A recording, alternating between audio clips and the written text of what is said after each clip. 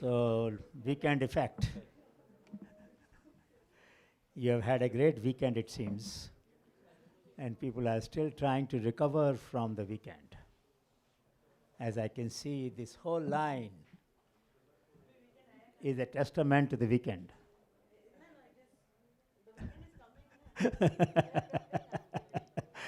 All right, so friends, this is our last session, and we'll be gone tomorrow. I hope you will remember us and keep us in your thoughts. Whenever there is an opportunity for us to contribute to your mission, we'll always be very happy and keen. We have learned so much during this week that it is very difficult for us to properly account for all the learning that we have made. Please.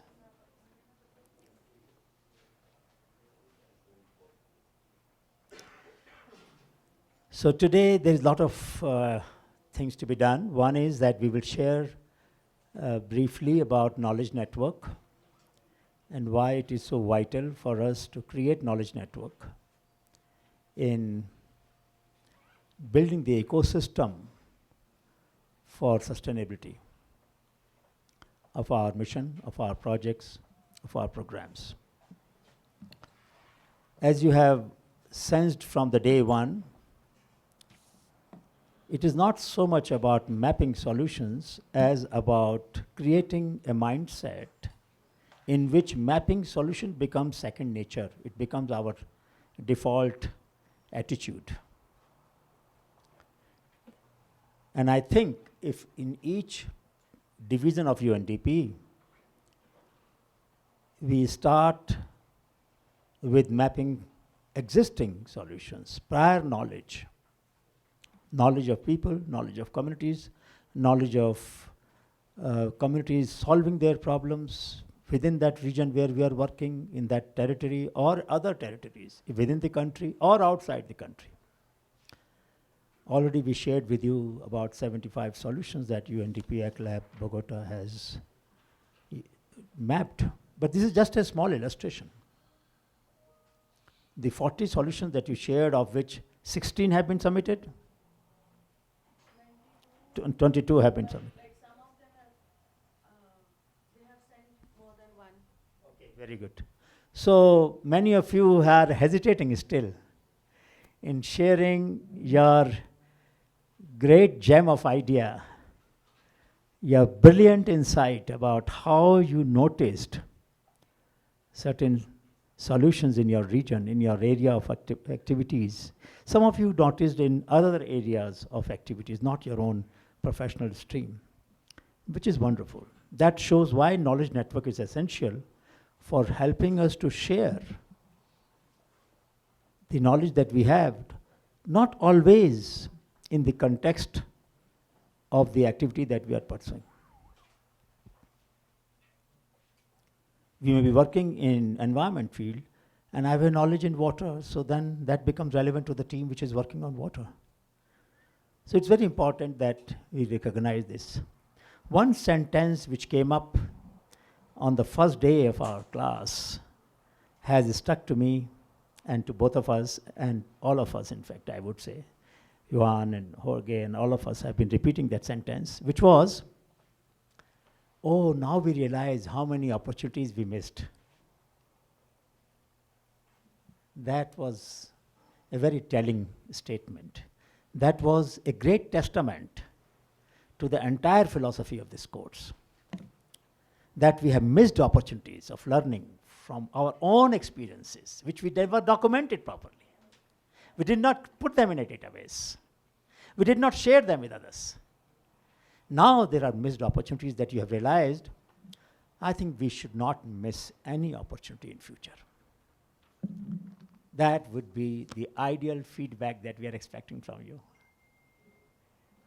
If we decide to document with whatever limited information that we have, the solutions that we are aware of, not the new solutions that we are going to find out, the one that we are already aware of, but which have applications across domains, across territories, across context. So much more can be done, and so much better can be done. So I hope that this thought expressed on the very first class will stay with us.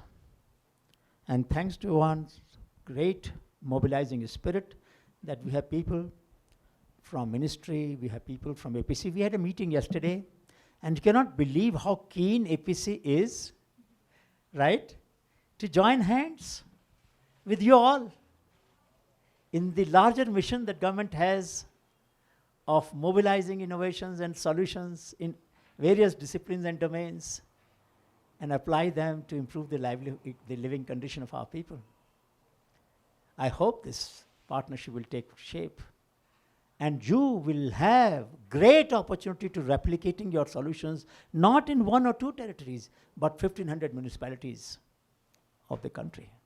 That's a great potential that we found yesterday when we went there for the meeting, and colleagues are here. They will speak for it themselves later on. In fact, I would very much wish that they do and spend a few minutes on this subject. So we are very optimistic about what can be accomplished by giving attention, paying more attention, not paying attention. You have already paid attention, that you proved on the first day, but paying more attention to the solutions that can be co-created with communities. So let's look at 4 pillars of sustainable strategies, which Anamika had mentioned in the program outline. Listening and learning, linking, leveraging, and legitimizing. So obviously, before we communicate what we want to do, we want to listen and learn from the communities about how they have coped with different problems. As I will discuss a little later when we come to the knowledge management aspect of this issue, people have memories. And one of the crucial issue here is to deal with these memories that people have about past episodes, good and bad both. A drought which caused famished people, which caused famine, which caused emigration of male and sometimes all the families, which caused failure of crop, drying of the water bodies, all of distress. So people who have faced lot of distress in the past, whether because of environmental reasons or because of armed conflicts or various reasons, they become sometimes risk averse. We will do the same thing. There is a saying in English, once bitten, twice shy. Once we burn our fingers, next time, even if there is something only warm, not very hot, we feel little anxious and worried whether we should touch it. Because once we have burnt our fingers, we become cautious. We become more cautious than is necessary, than the situation warrants. So listening and learning is the first step when we talk about dealing with knowledge, managing it, creating network of knowledge. Second step is linking with the relevant stakeholders. We discussed yesterday and before, last class and before, that there are many people who can help us, but who are not part of our project. There are universities in our area of operation. There are colleges, there are students, there are NGOs, civil society organizations. There are various organizations working in the region or around it who can help us. We discussed in the earlier class that many times people who are not involved in the project can give us very dispassionate advice, very selfless advice. They have no vested interest in the success or failure of our project. So they will tell us the truth. And we need to hear the truth. So linking with the stakeholders, but also people who are not stakeholders, but they are in and around our region. We have focused much more on stakeholders, which are people within our project area or program area. But what we are suggesting is we should also network with other stakeholders, other people in other territories or other regions, but who have something to share with us. Third is leveraging the prior knowledge, as you all shared on the first day. I will appeal to you all, those who have not submitted, please take time out and submit your solutions that you had witnessed. Some of them were so evocative, so meaningful, about gender, about environment, about sustainability, about conflict resolution, about democratic governance. And all of these solutions may be in different domain, but they impinge on every project.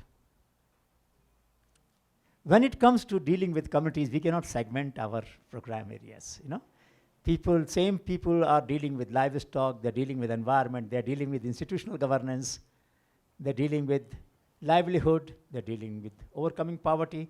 So people do not divide their life into different departments. UNDP does.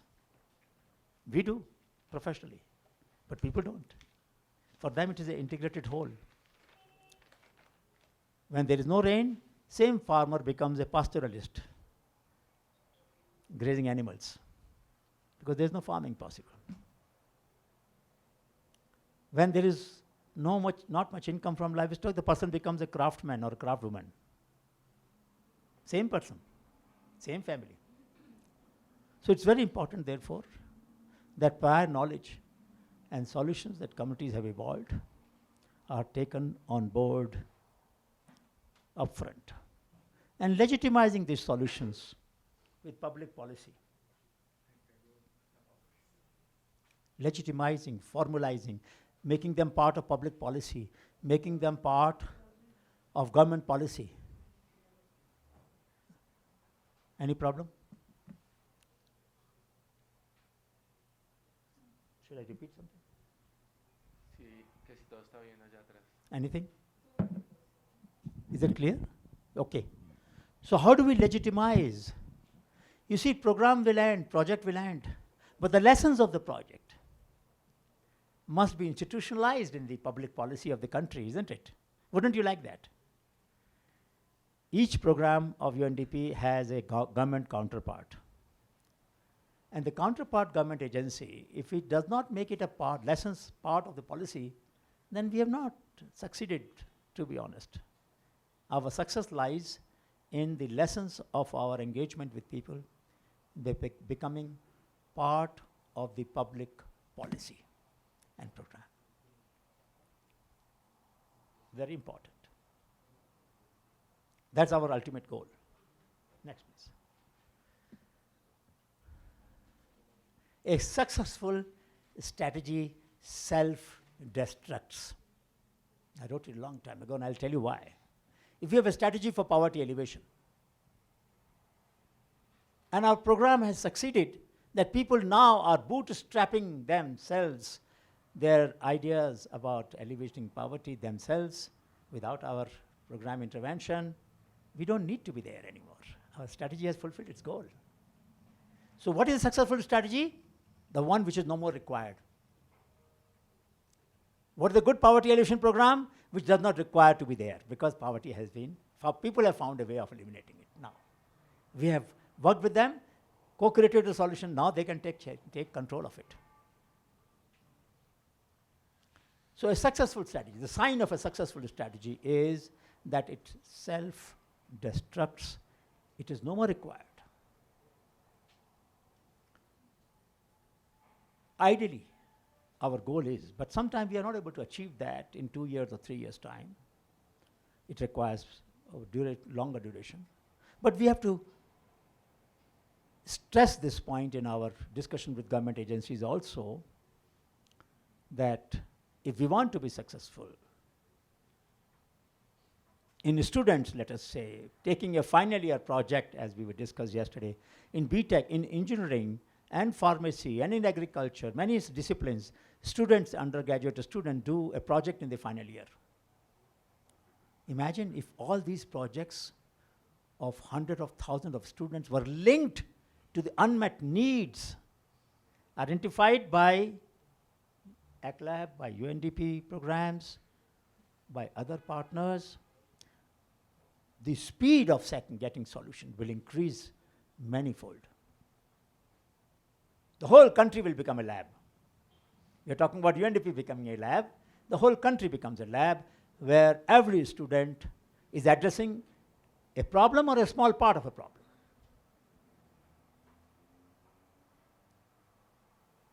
We have a lot of cactus in our area. We are able to develop only 2 products. There are 20 products possible in literature. Let the students work out on the remaining 18 products and develop experiments and develop those solutions and work with the communities and give them their report or the output of their project. So an experimental approach which does a pilot is successful when that result of the experiment is incorporated in the public policy, in the educational system, in the development system, in the delivery system. So it's very important that our goal is not to perpetuate the program, but to ensure that people take over the program. We become learner and they become teacher. We reverse the role. Today we are facilitating and we are building their capacity. Many of us were in the same situation as communities are at one time in our life. Our teachers mentored us, built our capacity. We are able to build capacity of others. Same thing happens and should happen with the communities. The communities will become the teaching and training center for other communities that are left behind. Ideally, every project should lead to development of a knowledge network, knowledge center, knowledge learning lab in that region for that sector. So if, let us say, Wahira has done a great job of solar energy, then that becomes its node for teaching and building the capacity of other communities struggling with the same need. That is the success of a strategy. We are not required. Now communities are taking control of building the capacity of other communities. Next, please. So how do we create knowledge network? There are a few elements of knowledge management which I will briefly mention. We were discussing yesterday. And these might be useful in our programs. We deal with rational beliefs, with rational ideas. Scientifically valid ideas, logically valid ideas. But many times, many of us say, touch wood. Touch wood is not a rational belief, is it? Each one of us has carried forward irrational beliefs in our life, hasn't it? Isn't it true? And we talk about rationality. We said people are irrational. They have cultural beliefs, they have jumbo numbo, they have taboos, they have on. We also have the same thing. I'm keeping my fingers crossed. What do you mean by keeping fingers crossed? Good luck. But these are all beliefs which are not born out of rationality. True? So if it is true for us, it is true for our communities. They also have many beliefs, cultural beliefs, totems, rituals, to bring sanity in their life. What these totems do is not that they remove the uncertainty. They prepare us to deal with the uncertainty. Worst come to worst, I may do this. They create a department of uncertainty in their mind where all the pitfalls of future are put aside and I can deal with my life day to day. I make sense of my life. Otherwise, there is so much complexity in my environment that I can get confused and I can get perplexed and I can go crazy. So we must accept that wherever we are working with the communities, the knowledge includes several aspects of several dimensions, one of which is the unsaid and the said Feelings, knowledge, and belief. We will come to that in a minute. There are a lot of people who have feelings about things. Oh, this is a sacred space. Please don't create anything here. Doesn't it come up sometimes in your programs? There are sacred sites, sites where they may have buried their elders, sites where they may sometime stillborn children are buried in a specific place to seek forgiveness from the God as they believe in. Now we may say, but this is an ideal site. They will say, go a few steps, go a few yards here and there. Don't touch it, please. We do our annual rituals here. Respect it. Nothing wrong with that. Each one of us in our life has sacred spots. Sacredness is a very core value of our human nature. Things that we don't want to touch and disturb. Things that give us peace and tranquility. Things which make us human. And they may appear to be irrational. And that's all right. That's fine. No problem with that. So knowledge management deals with not just rational part of knowledge, but also so-called irrational part. We have knowledge which is proprietary, open source, verified, unverified, explicit, implicit, material or ethereal. Now we are all educated, scientifically trained people. How do we deal with ethereal, spiritual part of knowledge? But we do. Some of us may be going to church. Some of us may be performing some rituals. When a child is born or when there is a marriage or there is some other ceremonies, all of us do that. When we do it, it seems very logical, very normal to us. When people do it, it appears very irrational, illogical, not something that we can make sense of. But we should make sense of it. So knowledge complexity can be dichotomized into different parts, but please remember, many times people respond by silence. You ask a question, there is no response. Silence can be used as a protest, and silence can be used as a consent. I agree with you. No, I don't agree with you.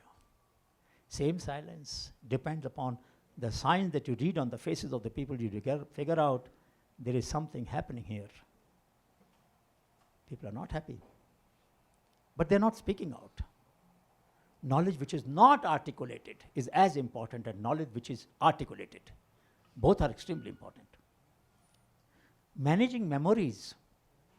You mentioned in one of the sessions, when some of you mentioned, that there are regions where there may have been the film that we saw the day. Ebola? Was that the name of the film? Ebola? The one on Monday? Unabu. Huh? The one on Monday? Unabu. Bunabu. Now that film, which was in one of the forest region, which had had a lot of armed conflicts, where you had introduced solar panels and trained people to manage those regulators and use that energy for education, for having a deep freeze where you could put the fish and store it to sell it at a good price later on, and many other interventions. There was a memory, there was a history of armed conflicts in that region. That's part of knowledge that people have. I cannot ignore it. So historical knowledge or managing memories of past is part of my project, is part of my work. I have to deal with it. Because then I can understand better why people are responding or interpreting my suggestions in this manner. I'm making a positive suggestion and they're not liking it. Why are they not liking it? Maybe in the past somebody else did something which was not fair. Maybe somebody betrayed their trust. Somebody else, not us, somebody else. But the memory of that episode impinges on our interactions. I'm not at fault, I have not done that. But people say, but what is the guarantee that you will not do the same thing? You all outsiders are like, are alike. That's what they say sometimes. You are all outsiders, and all outsiders are the same way. They generalize, just as we generalize sometimes. It's not right, but they do it. So managing memory is a very crucial part of managing knowledge. Next, please. Now, this is critical. As the time evolves, we have so much of knowledge.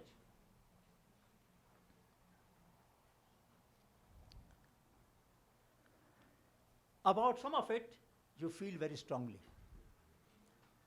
You have feelings. Some of the knowledge converts into feelings.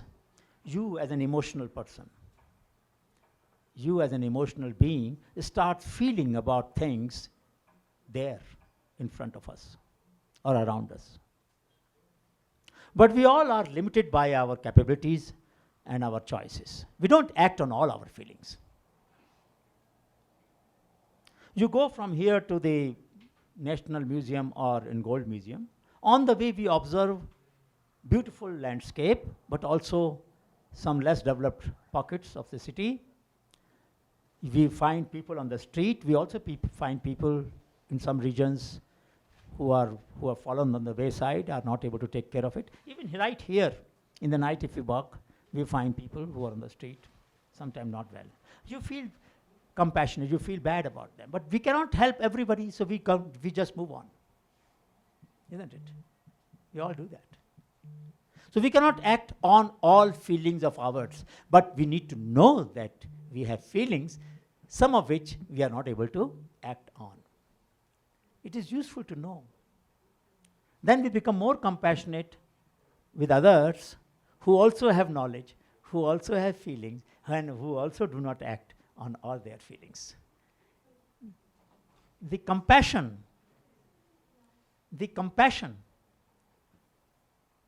Oh my God, is that 10? Is that? What the time? So just, 8:42. just coordinate with Gina. Should I write to Gina? Just coordinate with her whether she. Just. Maybe it was her, right? She's doing that? Okay. All right. So, all well? Oh, no, it's okay. So, knowledge, feeling, and doing. Can we change the shape of this triangle? Can I feel about more things? Can I act on more feelings? Is it possible? I want to become a better human being. I want to become a version 2 of Anil Gupta or version 3 of Anil Gupta. I want to become a better version of Anil Gupta. I'm not happy with what I'm doing at the moment. I can try. We can all try. A better version of ourselves. In other words, when we deal with others, we are dealing with ourselves also. There is a dialogue taking place within me, which is as important as dialogue taking place with the communities.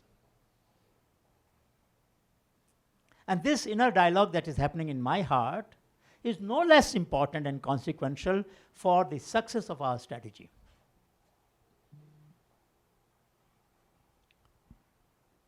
You know, we often give examples of war cries. When people go for war in the olden times, they used to have some cries, they used to have some shouts to get that energy, extra energy, which made them to die for their country, for their cause, isn't it? It is like that war cry, that call to bring the extra ounce of energy from within to accomplish what we want to accomplish. All our fatigue goes away, all our tiredness goes away. We forget all our worries of our personal life, professional life. We just get focused on getting the most out of life at that moment, which is possible if my feelings become stronger.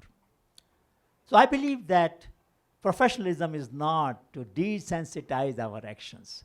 A lot of people believe profession is like a surgeon who operates on a body and doesn't get affected, correct? So no doctor operates on his own mother or father. True? Here also, I think Colombia also, many doctors must be avoiding operating, doing surgery on their own relations, their own wife, their own parent, because there is so much a feeling Cutting the body of my wife or my mother is not easy. That is one aspect, one limit, one side of the feeling. When feelings are so overpowering that they prevent me from taking the right action. We have to avoid that. And when feelings are so little that I don't get affected by what is happening to the people, that is also to be avoided. There's a middle path. In Buddhism, they say middle path.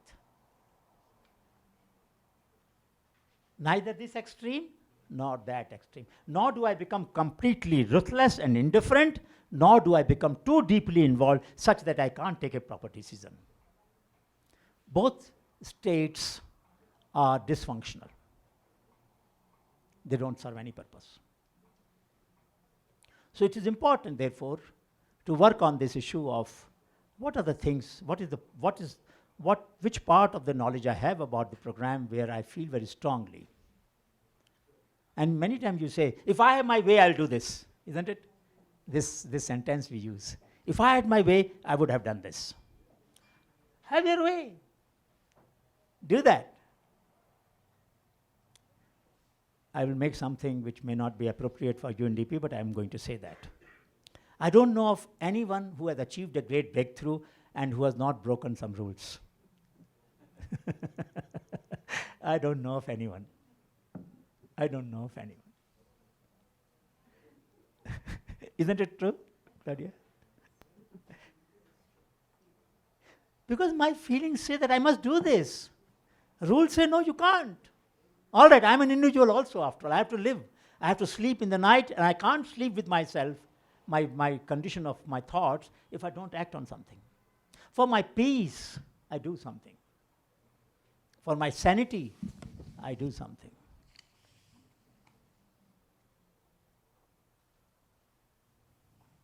You know that song you must have heard, Starry, Starry Night? Have you heard that song? About Vincent van Gogh? Don McLean, what is the name? McLean? Can you just play one line of that? I wanted to hear this few lines of that song for the sanity.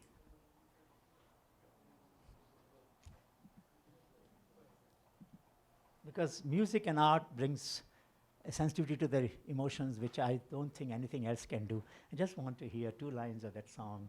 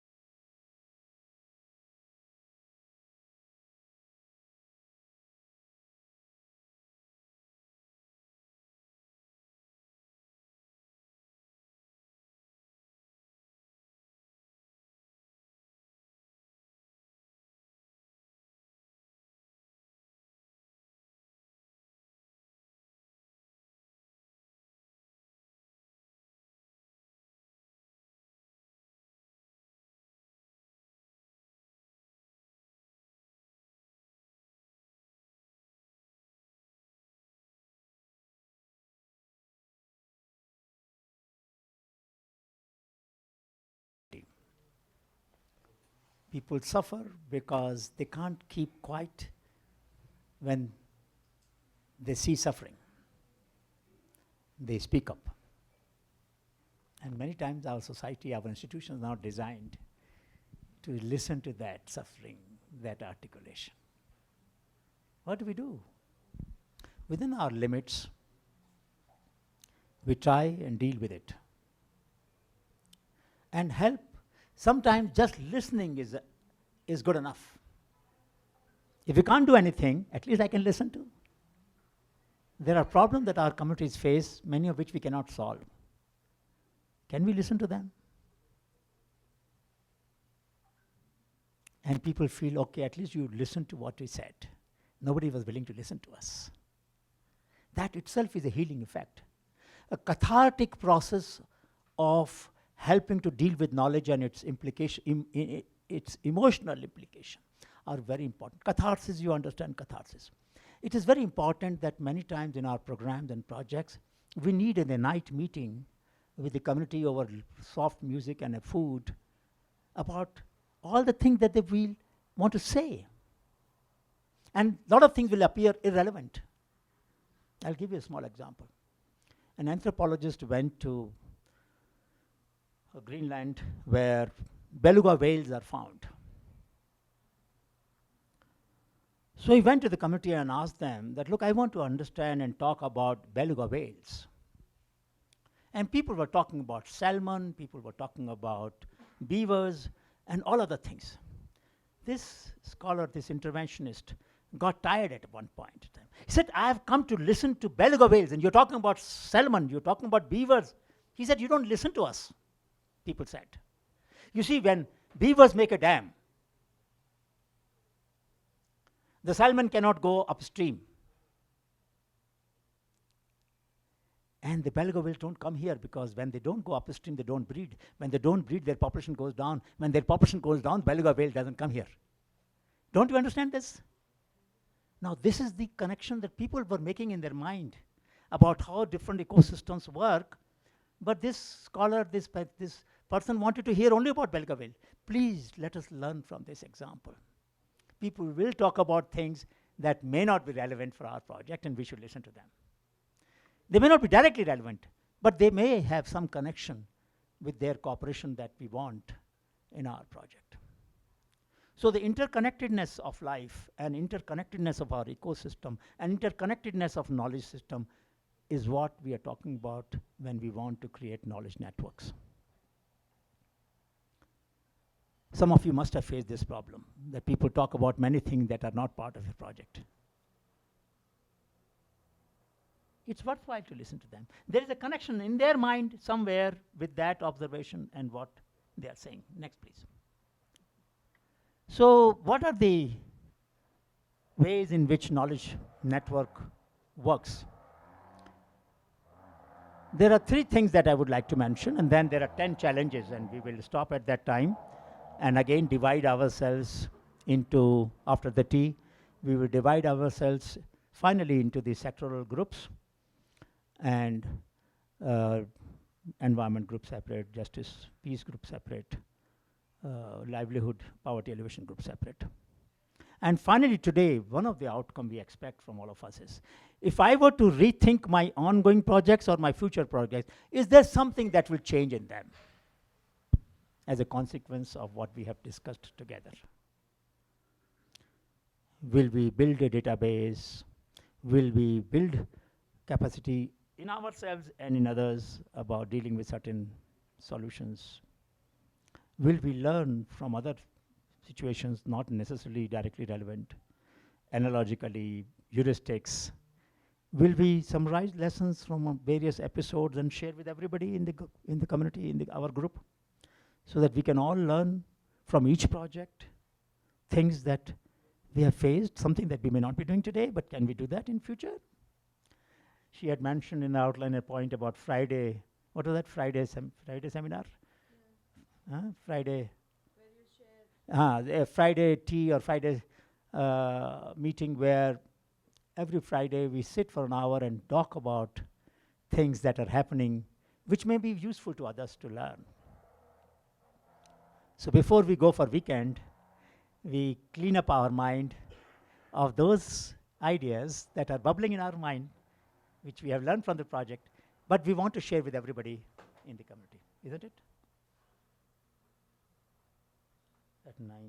All right. Tell her that I'll give you. You will manage. Yeah, I will start. We have not started with gender. I will do a gender. Okay. Okay. All right. So let me just. I am sorry, but there is a very interesting thing happening.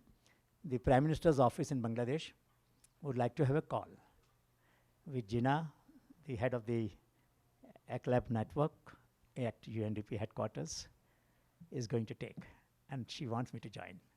So at 9 o'clock, after 4 minutes, which I will have to do that for the larger good of UNDP's mission and activities. So you will forgive me for that, but I will come back. In the meanwhile, Namika will also talk to you about gender issues.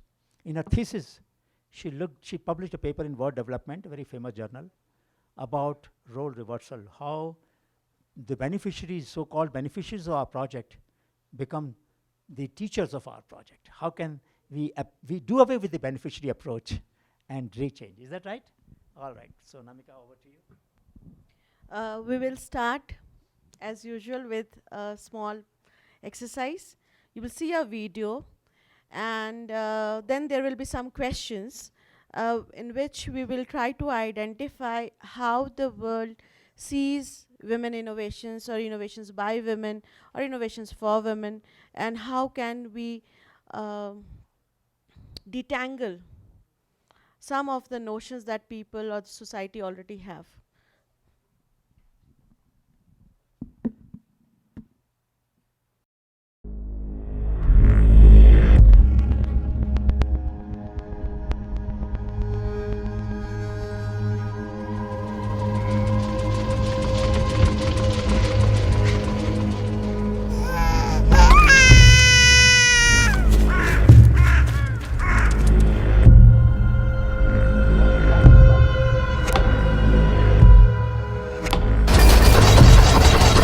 A witch! A witch is coming! A witch!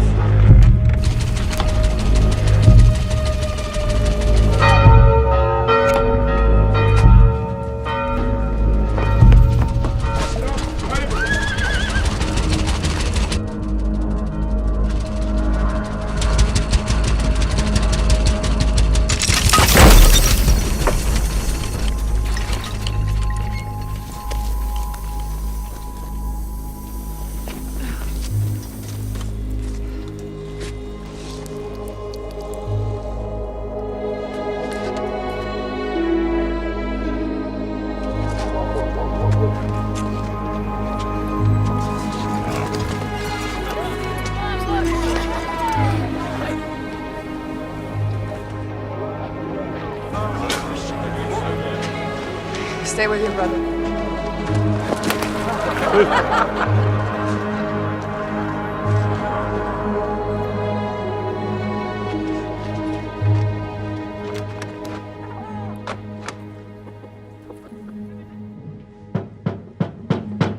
Hello!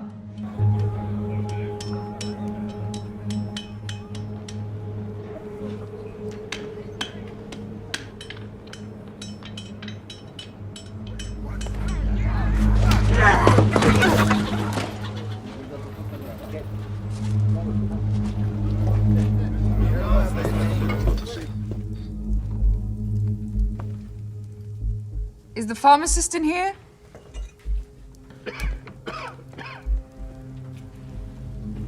I'm looking for 10 liters of Legroin. You won't get those stains out of that dress. Better buy a new one. It's not for my dress. It's for my carriage. Are you trying to poison your horses? Do you have 10 liters or not?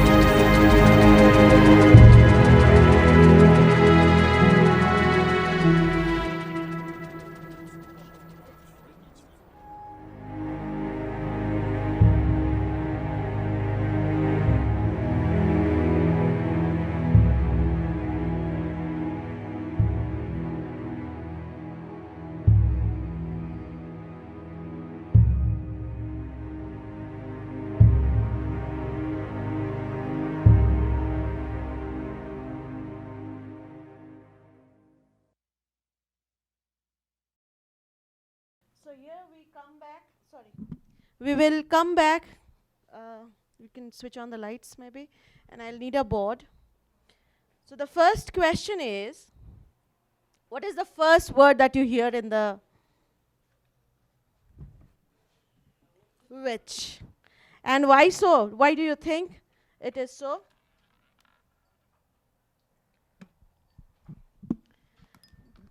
So Bertha Benz is wife of Carl Benz. You know the Mercedes Benz we have? Mercedes was their daughter's name.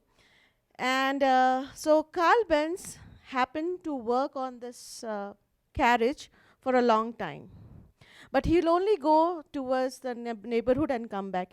He never had the courage to actually go out and show people his innovation. So what Bertha Benz did one day, that she took her boys along with her and went to her parents' place. And she was the first, now people say women cannot drive properly. But she was the first driver to go for a long distance drive when she did not know how the machine will behave, right? And people say women are not courageous. She had the courage to show to the world that something unique has come up. Till then, the horse, carts, and animal carriages were prevalent, right? So the first word that we hear is okay.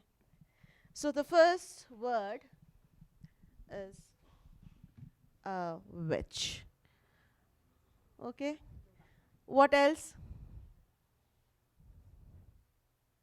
So something, when you do something unusual, the witch does not always have to ride on a broom. She can ride on a cart or a car, right?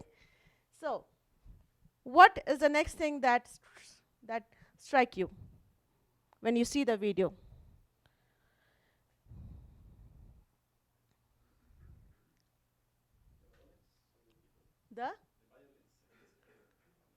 The violence of the people.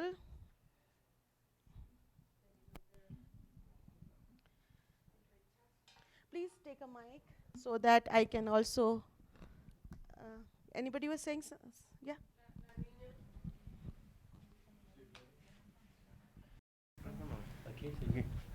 La niña que le ayudó a la bruja con la mirada. Cuando ella tocó en el vidrio, la niña con la mirada le dijo, allá. Yes, very interesting. This usually someone picks up at the end, but I'm very glad. So yes, you see, girls or the kids are the first one to grasp whatever is going something weird or something that is not normal. She is so scared because of the way society has made them believe in certain things. So she calls her a witch. And the second she realizes that this lady needs a help or is trying to do something, she is the first one to tell her where to find the Legroin or the fuel, right? So children can become your ambassadors of change in society. Next. Yes. Buenos días. Hay dos cosas muy evidentes. Este video, pues, en la edad de Berta en ese tiempo, eso es del siglo XIX, ni siquiera del siglo XX.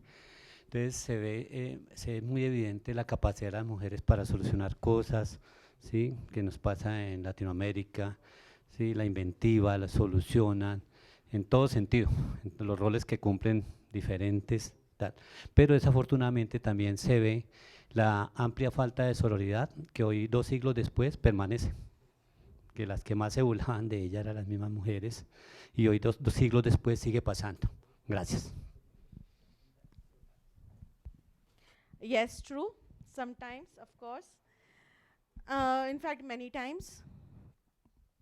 You know what?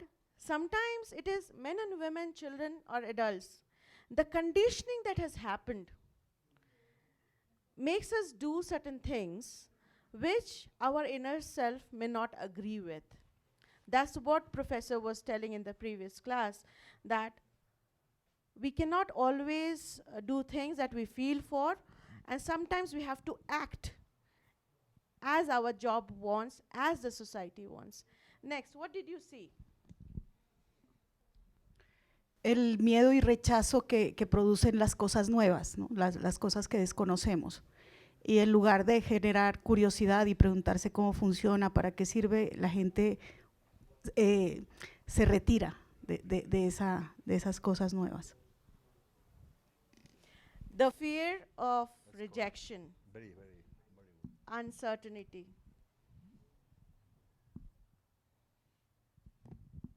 Risks. Lo fácil que ligaron la innovación de ella cuando estaba buscando al farmacéutico con los roles de género y esos lugares que tradicionalmente ocupan, que quizás muy probablemente no le pasa a los hombres. Si el hombre hubiera ido a buscar lo que necesitaba para el carro, no lo hubieran asociado con ropa solamente, sino que si hubieran tenido, pues, creído en su capacidad inventiva. Yes. So the belief was she wants to look beautiful, she has stains on her dress, and that's why she needs the Ligroin for. But that also tells us, you know, that station, that pharmacy, was the first fuel station in the world. She looked for an alternative, she knew her science, and she knew what her vehicle needs.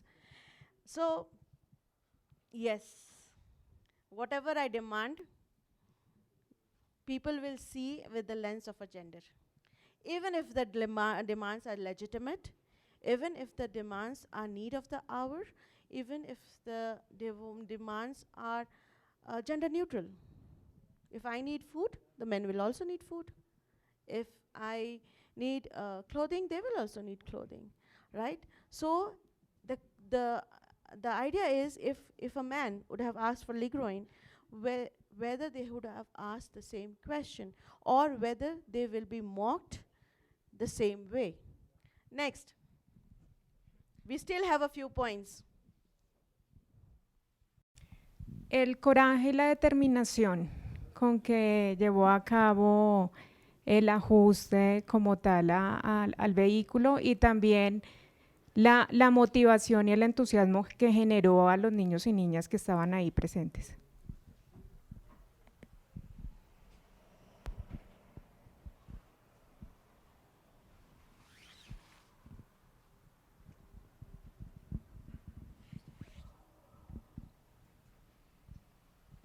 Why do you think Mercedes would have made?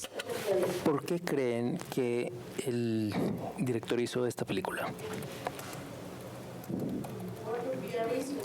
¿Cuál podría ser una razón?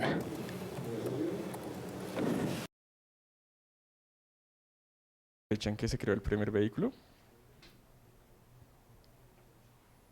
But why? Carl Benz was the inventor. He had all the patents.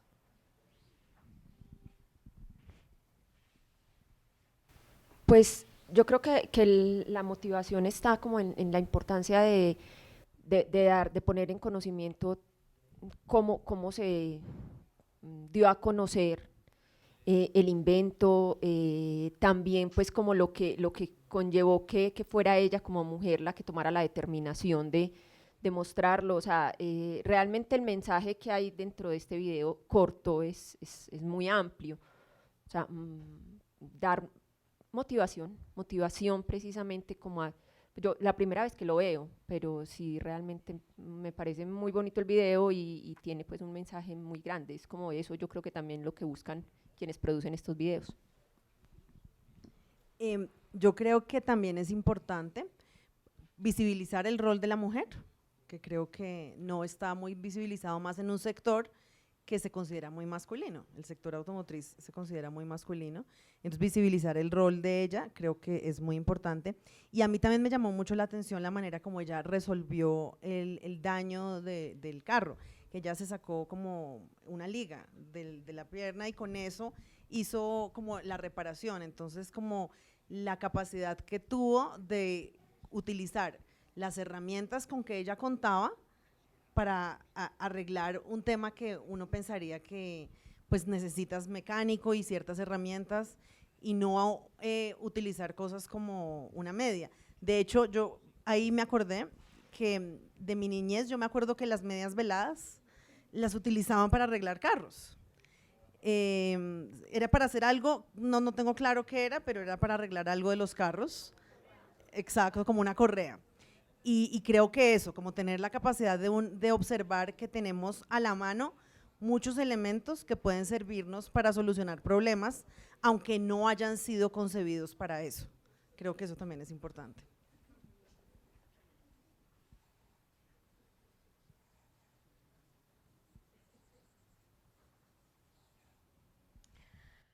You saw when her boys were pushing the cart, did anybody come for help? So, yes, nobody comes for help. Maybe because of apprehensions, because of shock, sometimes anger. Why will somebody do something like this? And sometimes it is maybe in astonishment. But they are taken by surprise. They don't know what to do. Yes, you wanted to say something? Well, I wanted to add, o sea, también que la transformación es colectiva, o sea, que hay veces, o sea, que una persona, digamos, en este caso el inventor, pues no es el único responsable, o sea, su esposa ayudó a que tomara forma y jugó un rol clave en que eso existiera, y también en materia de por qué utilizar este video, por la importancia del mito de origen. O sea, creo que para la compañía podría ser muy relevante como con el mito de origen de que de una serie de situaciones pues que involucraban coraje, inventiva, resolución de problemas, posicionó a Mercedes-Benz como un actor clave en el sector.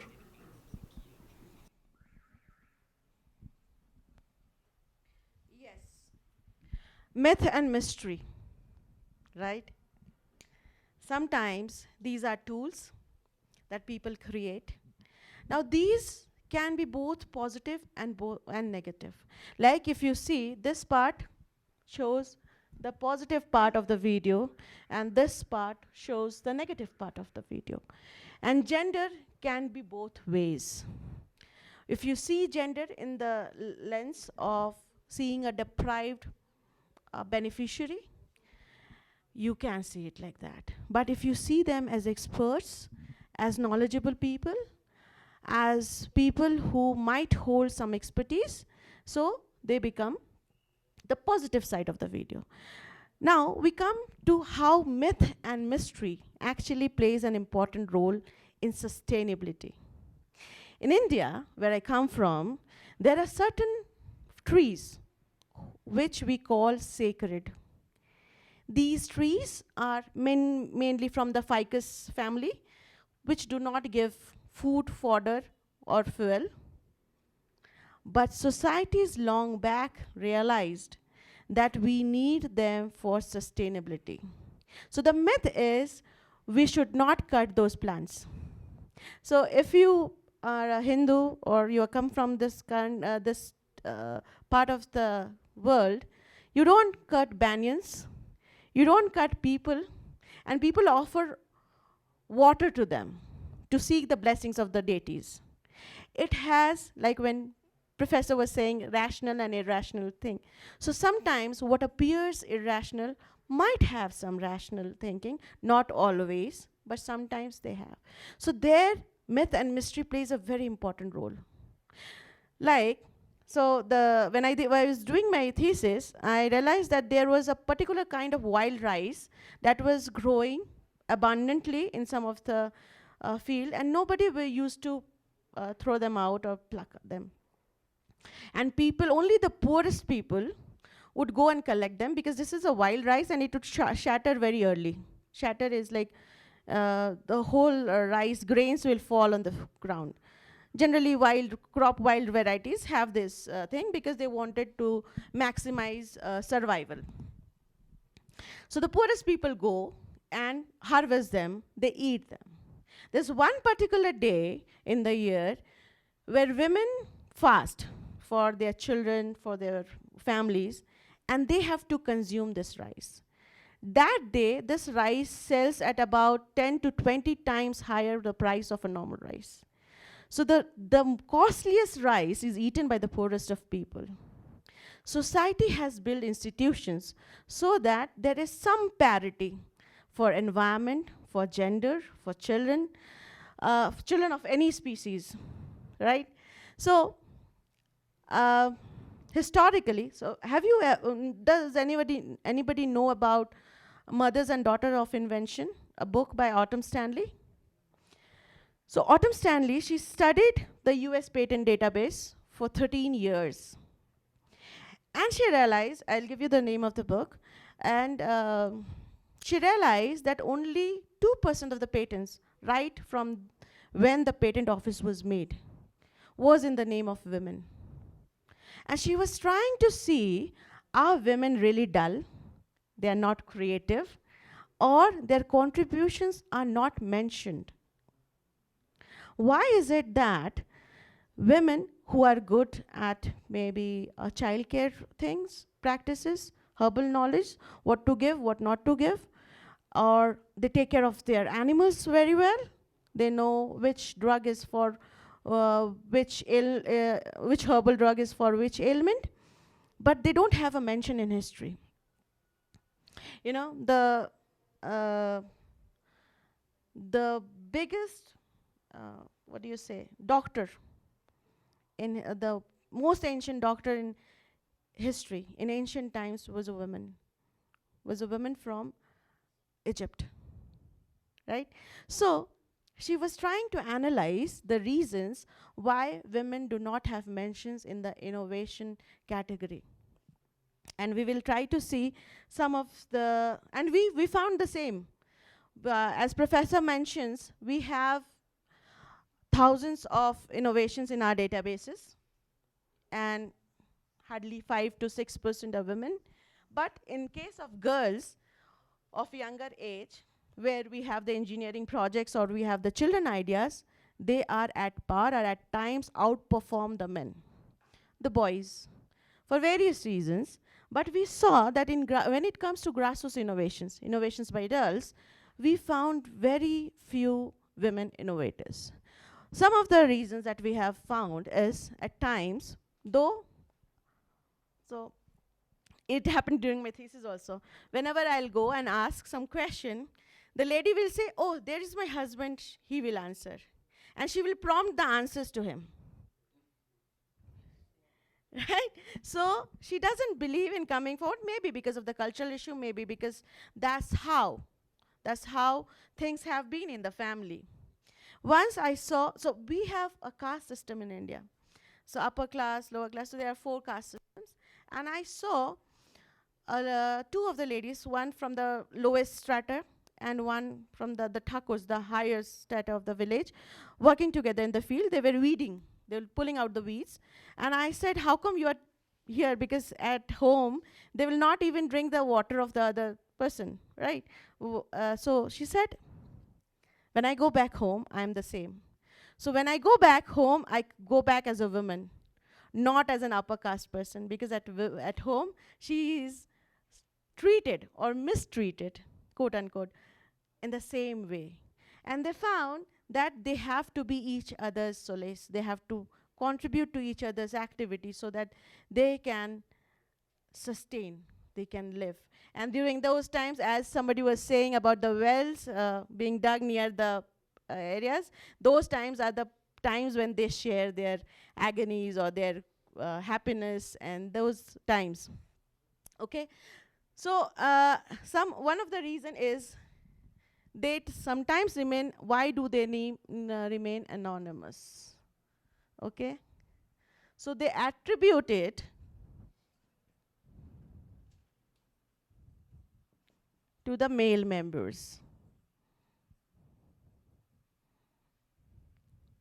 As in case of Bertha, she did not have patents. So it is not only in India or in the east or in the south of the globe. a society as advanced as the US, they also had certain problems, innate problems. Okay, what else could you think could be the reason of why women are not mentioned much in the innovation literature? You can share your examples from field. Yes, please.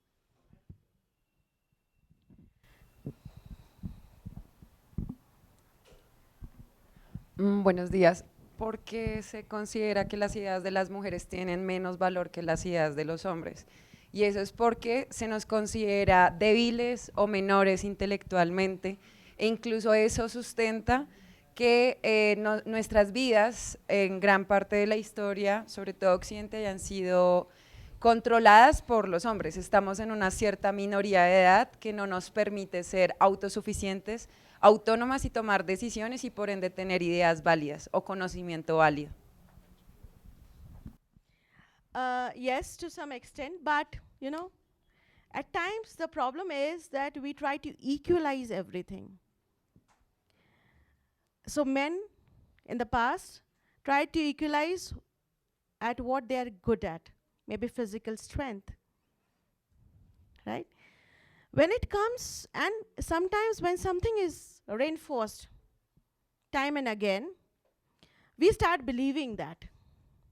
And that is sometimes when it becomes an impediment or a problem when we are working in the field. When we go to the women and ask about what they know, they will have a self-doubt. They will not right away say, okay, this is something that, yes. Sí, frente a lo que tú mencionas y en conexión con lo que señalaba Natalia, también quizás es porque, además de que se nos considera como en una minoría de edad intelectual, nuestros conocimientos no son tan importantes por esa segmentación como de las distintas labores de la vida, ¿sí? Entonces, los hombres son más inventivos, son los que producen, son los que sustentan, y nosotras, por el contrario, nos hemos dedicado más como a las ramas de cuidado. Entonces, se devalúa mucho el conocimiento que nosotras aportamos por esa jerarquización de los distintos saberes. Y en el video es muy evidente, porque ella no la mencionan como inventora, sino como bruja. Entonces, también a propósito de las creencias y demás, es como todo lo que nosotras inventamos es inferior, porque no tiene que ver con esas cosas más valoradas, pero además es como sucio, como místico, como inválido, porque es supersticioso y no hace parte de esta iluminación de lo que sí es el conocimiento muy válido y pues más productivo. Yes, yes. Before I move on to you, let us try to see the vocations or the work in which men and women traditionally wear, and what is the amount of creativity needed. If you see the beautiful sweater she is wearing right now, they can be made by machines, but previously women used to do it. All the new design, and women did not like to, you know, copy other designs unless that is too good or it is excellent, right? We have paintings, we have cooking. No two women can cook alike, even if you give them the recipe, but the chefs in restaurants are men, mostly, at least in our part of the world. Why so? I believe that is because men can do standardized tasks very well. It is not because, that is maybe because of how they are wired. If you see a woman working in a kitchen, I don't think you can have the same dish twice or thrice a week. I'm sorry, I'm being a little biased, but that's how I am, maybe. But let us also understand the other. We will see how and at what point we equalize, where and how we become gender neutral. When creativity or innovation does not remain a function of gender. Yes, please go ahead.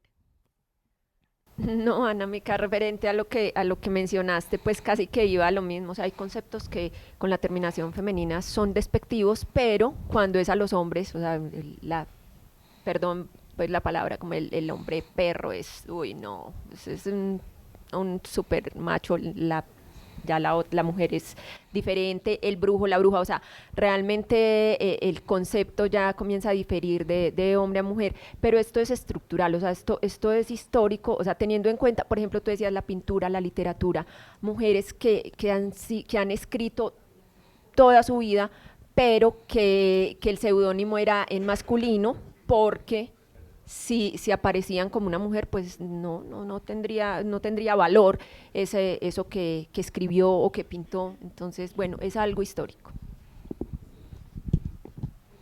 So they wrote under different identity maybe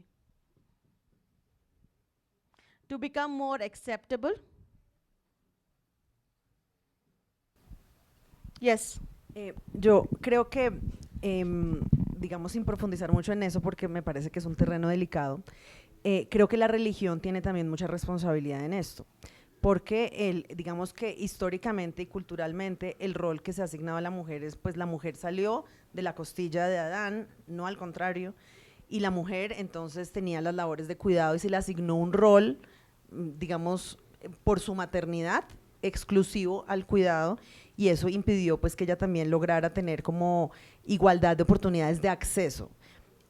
Sumado a eso, cuando las mujeres en la historia han tenido habilidades particulares, también se les ha como rotulado de una manera negativa. Por ejemplo, en términos de uso de la ciencia, la medicina, la medicina, digamos, de las plantas, la medicina herbal, las mujeres eran brujas las que hacían esos preparos, los hombres eran sanadores. Entonces, creo que hay una diferenciación muy marcada de los roles, porque históricamente lo que se ha pretendido es que la mujer siga en su rol de cuidado en la casa, con los niños, digamos, sí, cuidando, y el hombre afuera, pues, de proveedor o inventándose las herramientas o como destacándose en la sociedad.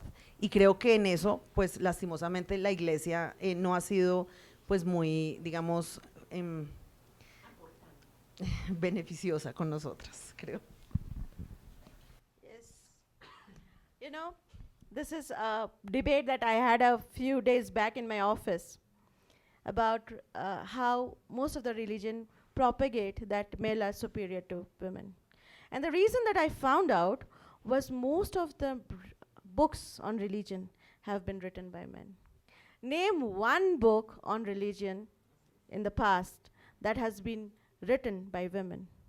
Women were debarred from some of the vocations: reading, writing, carpentry, blacksmithy. They say we are weak, so we cannot do blacksmith. And how I translated, or we translated as a team, this learning from the field was we taught carpentry and blacksmithy to our women in Kashmir, in places where society is very conservative, and they produce, or the products they make, sell beautifully well, matching the other products in the market. So there, the product doesn't say, oh, I have been made by a man, I have been made by a woman. The product doesn't say. And markets are ruthless. Yes. Solo quería agregar que también estos temas tradicionales, si bien hay muchas mujeres creativas durante la historia, usualmente el hecho de vernos como objetos que pertenecemos o pertenecíamos a nuestros esposos, padres, hermanos, no, o sea, la mujer pertenecía al hombre con relación consanguínea más cercana, digamos, hacía que sus invenciones fueran asignadas a esta persona. Entonces no podían asignarse propiamente sus creaciones en general, y eso también puede haberse reflejado en la mayoría de incluso patentes que son más modernas, que no podían ser registradas por mujeres. Great. In fact, when we went to the Gold Museum and we saw the different ornaments worn by the chieftains, there was just one woman chieftain. And if you get a chance, you can revisit and try to see if the ornaments or the exhibits tell you about the gender roles in those times. And we were happy when we were happy at least we had one example to show. We had one example where a woman was a chieftain of a tribe. So maybe in the past something has happened that made the society think that being a chief has more, it has more to do than just masculine strength, or maybe the warring or something like that. Maybe they found creative or more or better ways of dealing with life. Sometimes you fight because you fight for the resources. My tribe is increasing and I need resources for them. But what if I can find alternate resources? And that brings me to the next part, where we identified women's knowledge for dealing with nutrition security and climate change. We realized that while most of the crops that are grown we are aware of, we make beautiful dishes out of them. And we visited women in arid areas or in mountains where ecologically it is very difficult to sustain, where your crops are lost, maybe because of floods and droughts, but you have a family to take care. And we tried to see what roles are played. We started documenting the non-agricultural crops or plant materials. They are non-cultivated plant materials which women consume or make the family consume in order to tide over those periods.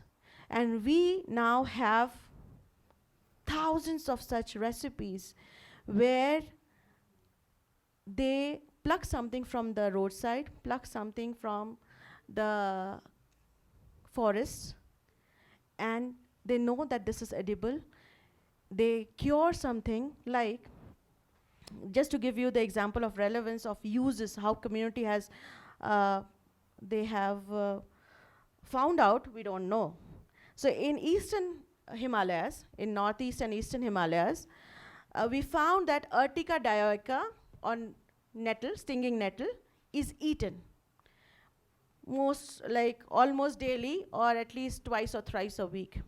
The same plant grows in the western Himalayas, in Kashmir, Leh, Ladakh. Leh Ladakh is a cold desert, not so much, but in Himachal and other places, the same plant grows, but they don't eat it. And we were thinking, why is it so? While talking to the people, we realized that in the western Himalayas, people have a tendency to have low blood pressure. Urtica decreases the blood pressure. People in the western Himalayas, they eat more salt in their food. In the eastern Himalayas, they don't take much salt. They use Urtica because that brings down the blood pressure. So it is not that the community has just experimented and found. It has been institutionalized and brought into the culture. So, and we are now trying to collect other such materials. And the same plant material is, in one place it is used for making clothes, the fibers. And we found that there were only a handful of families that knew the art. We gave a small amount and tried to revive, and now more than 100 families make that cloth again. So the idea is that the knowledge system around a biomaterial differs on the demography, the culture, the needs of the people, and to some extent, of course, their physical needs as well, like what the body needs. Like, for example, we all know that people with high blood pressure should not eat more salt, additional salt. So what they intend to say is sodium-based salts are not good for your health then. In the deserts we were walking through, and we asked, because there a lot of perspiration happens, you perspire, and your skin also becomes salty. So how do people maintain their balance of the body? And they said, for vegetable, they take one of the plant material called Sveda marittima. So Sveda has salts which are not sodium based. Where you take them, the body's salt requirement is fulfilled. You don't get dehydrated and you don't get BP. So the idea is that community is rich in knowledge. Community knows, because they have tied it. When I go there, maybe I go for a couple of days, a month, or a week, but they have tided over such things over millennia, right? So the idea is, now, what should we do so that women who are experts, who have certain knowledge in maybe, like I said, animal husbandry, childcare, nutrition, food, whatever, their solutions, their knowledge is taken out and shared. See, if I tell you that this vegetable is eaten and we eat them, you might like to try. You may not like to try, but you might like to try. What we are doing now is packaging them according to the urban palate, because we are busy people. We don't have hours to cook, to go and collect material and come back and cook, no. So we are making them into packages so that you can just put it into a pan, put some water or oil, whatever is needed, and you can eat it. So that is how we are bringing the knowledge, and this is produced by the women organizations, and the market will take care that the women are paid for what they have worked, what their knowledge is for, and the patents are also in the name of the community, right? Now, I will like to know what kind of strategies should we follow in our in the project areas, because you come with your sectors and projects, and what kind of interventions will help, because now it is all about solution mapping. We all are solution mappers. We will go to the community, come back with some innovations, some knowledge, some practice. So how do we bring the knowledge of the women to the forefront? I'm not saying that we don't need the knowledge of the men. Of course we need, but we will maybe be able to reach them. Reaching to the women will be a little more difficult. So what are the strategies through which in every project that we do, we map the solutions by women as well?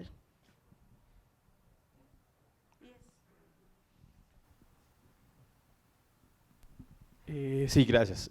Yo creo que una estrategia fundamental parte de un ejemplo que yo quiero dar hoy, y es que más o menos en 45 minutos tú llevas dándonos una información, un conocimiento interesante frente al tema de los roles de género, el tema del rol de la mujer en la sociedad, que me parece súper importante, pero es solo para arrancar por una pequeña estadística. En 40 minutos de ese conocimiento, ¿puedes contar cuántos hombres han intervenido en la reflexión de lo que vienes hablando? Ese es un pequeño ejemplo de por dónde nosotros debemos empezar, porque así mismo suceden los proyectos. Es decir, este tema se toca como un requisito documental que puede estar en una presentación o en un documento, pero no se materializa en la implementación de los proyectos. ¿Y a dónde voy pues con esa reflexión? Es importante que lo tengamos más en el día a día. Como cuando vamos a hacer proyectos también hablamos de riesgos, entonces siempre nos importan los riesgos, ¿cierto? Aquí también debería ser así. Esa es como una de las estrategias, que esto sea del diario vivir de la formulación e implementación de nuestros proyectos. Porque concluyo con lo de la pequeña estadística, no porque sea malo que mis colegas no hayan aportado, me incluyo, no hayamos aportado, pero ese es el ejercicio puntual que uno vive. Acabas de generar una conversación en 45 minutos donde me atrevería a decir que ningún hombre hemos aportado en esa reflexión. Y eso es relevante, porque ese es el cambio estructural que desde la oficina primero tenemos que dar. Y segundo, tenerlo muy en cuenta frente a las acciones que nosotros vayamos a implementar en cualquiera de los proyectos que estemos formulando desde esta oficina. Es eso. Gracias. Great. That's very self-critical.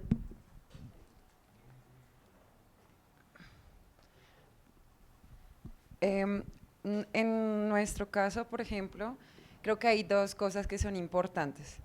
Una, hemos visto que las mujeres no se sienten cómodas para hablar normalmente en espacios mixtos. Y eso pasa en nuestras comunidades porque la mayoría de las personas que tienen el liderazgo y el reconocimiento dentro de los espacios públicos para hablar son hombres, incluso porque nuestras comunidades donde trabajamos, indígenas, campesinas o reincorporadas o las que sean, digamos que también vienen marcadas por la cultura patriarcal. A nosotras nos ha funcionado muy bien tener referentes mujeres y como dijo el compañero, creo que eso es muy valioso porque eso propicia, eso incentiva a que las mujeres queramos hablar en las comunidades. Entonces, no sé, por ejemplo, me imagino que si en la comunidad Guayú ven a Gina y las demás mujeres ven a Gina, pues eso es un aliento para ellas, ¿sí? Porque es una comunidad supremamente patriarcal. Y quienes, de hecho, el palabrero en este tipo de comunidades, los hombres son los únicos que tienen derecho a negociar. Entonces, ver un referente mujer es muy importante. Y lo segundo, también a veces tener espacios donde solo reunamos a las mujeres. Eso también es muy positivo. En nuestro caso ha sido fundamental porque cuando uno quiere hablar de temas de seguridad o riesgos o derechos humanos, que es lo que nos pasa a nosotras y a nosotros en nuestro equipo, pues las mujeres se quedan calladas. Es como seguridad, eso solo lo saben los hombres. Pero cuando empezamos a preguntarles a las mujeres en espacios privados, solo con ellas, cómo ellas hacen para sentirse más seguras o qué prácticas tienen cotidianamente para autocuidarse y autoprotegerse, empezamos a ver un montón de ideas de diversidad, creatividad, que ellas normalmente no van a expresar en espacios mixtos. Let me give you a small story. So, you know, our team works in the various parts of the country by foot. It's called Shodh Yatra. Shodh means search, Yatra means journey in Hindi. And we do different village meetings on the way, just to tell people about what we are working on. If they have some knowledge, scouting them, we felicitate them in the community. And it once so happened that in the meeting in the evening, none of the women turned up. Only men were there. So what professor insisted that we will not start the mic event till the women come. We waited for an hour because it was time for them for cooking, tending to their children and all. We waited. And when the women joined, we started our meeting. So at times, what we say, optimal coercion is not zero. You have to coerce people. Tell them, no, we are not going to do till we have equal participation, if not more. Right? Yes, you wanted to say something, Claudia? Yo creo que, bueno, cuando llegamos a una comunidad, llegamos a lugares donde existen sistemas de conocimiento. Entonces hay que entender cómo funcionan estos sistemas. Y frente a los propósitos que un proyecto tiene, yo creo que es muy importante entender cuáles son las necesidades y los intereses de las mujeres, cómo participan y en qué participan. Y creo que eso nos permite tener una lectura de frente a unos objetivos, en nuestro caso el cuidado de los recursos naturales, la restauración, la agrobiodiversidad, pues tienen un rol muy importante. Lo otro que yo creo es que para que las mujeres participen hay que generar unas estrategias paralelas y que muchas veces no tenemos en cuenta en los proyectos, no están en los presupuestos y nos vemos apretados. Por ejemplo, tener en paralelo espacios de cuidado para que las mujeres, mientras están participando en una capacitación, en una actividad, sus hijos estén en otra actividad y ellas puedan participar. Esto realmente hemos visto, cuando los proyectos lo tienen y lo consideran, la participación de la mujer es importante. Cuando no, incluso nos toca hacer ajustes presupuestales, porque ellas no van a poder llegar a los espacios de formación, ellas no van a poder llegar a los espacios de participación si no generamos condiciones. Entonces, generalmente en el diseño y la planificación de los proyectos no dejamos recursos para estos temas. Entonces vamos limitados y yo pienso que nos toca comenzar a abrir estas bolsas de recursos donde, o sea, la inclusión de género necesita recursos. Muchas veces no lo vemos, pero es así. Entonces pienso que en el diseño de los proyectos o en el diseño de las estrategias es muy importante considerar estos costos. Yes, very nice, Claudia. When we have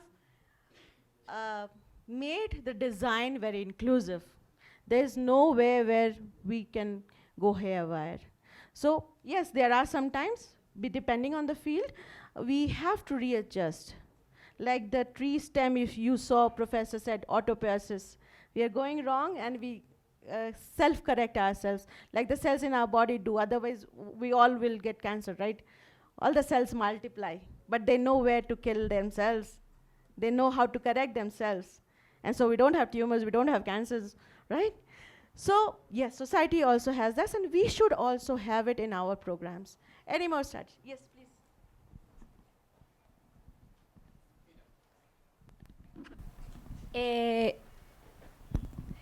Sí, siento que también a partir de la experiencia que hemos construido, particularmente en el área de democracia, es importante cuando se piensan estrategias de género tener en cuenta el elemento de la interculturalidad y el diálogo intercultural, porque también muchas veces no solo se piensan en la inclusión de género en términos cuantitativos, de mitad mujeres, mitad hombres y ya las estoy incluyendo, sino de lo que nosotras concebimos desde pues nuestra posición como lo que es la inclusión de género. Y entonces, por ejemplo, llegamos a una comunidad gitana o rom donde tienen serios vetos para hablar de temas de género y LGTBIQ+, y pensamos que no se puede trabajar el tema.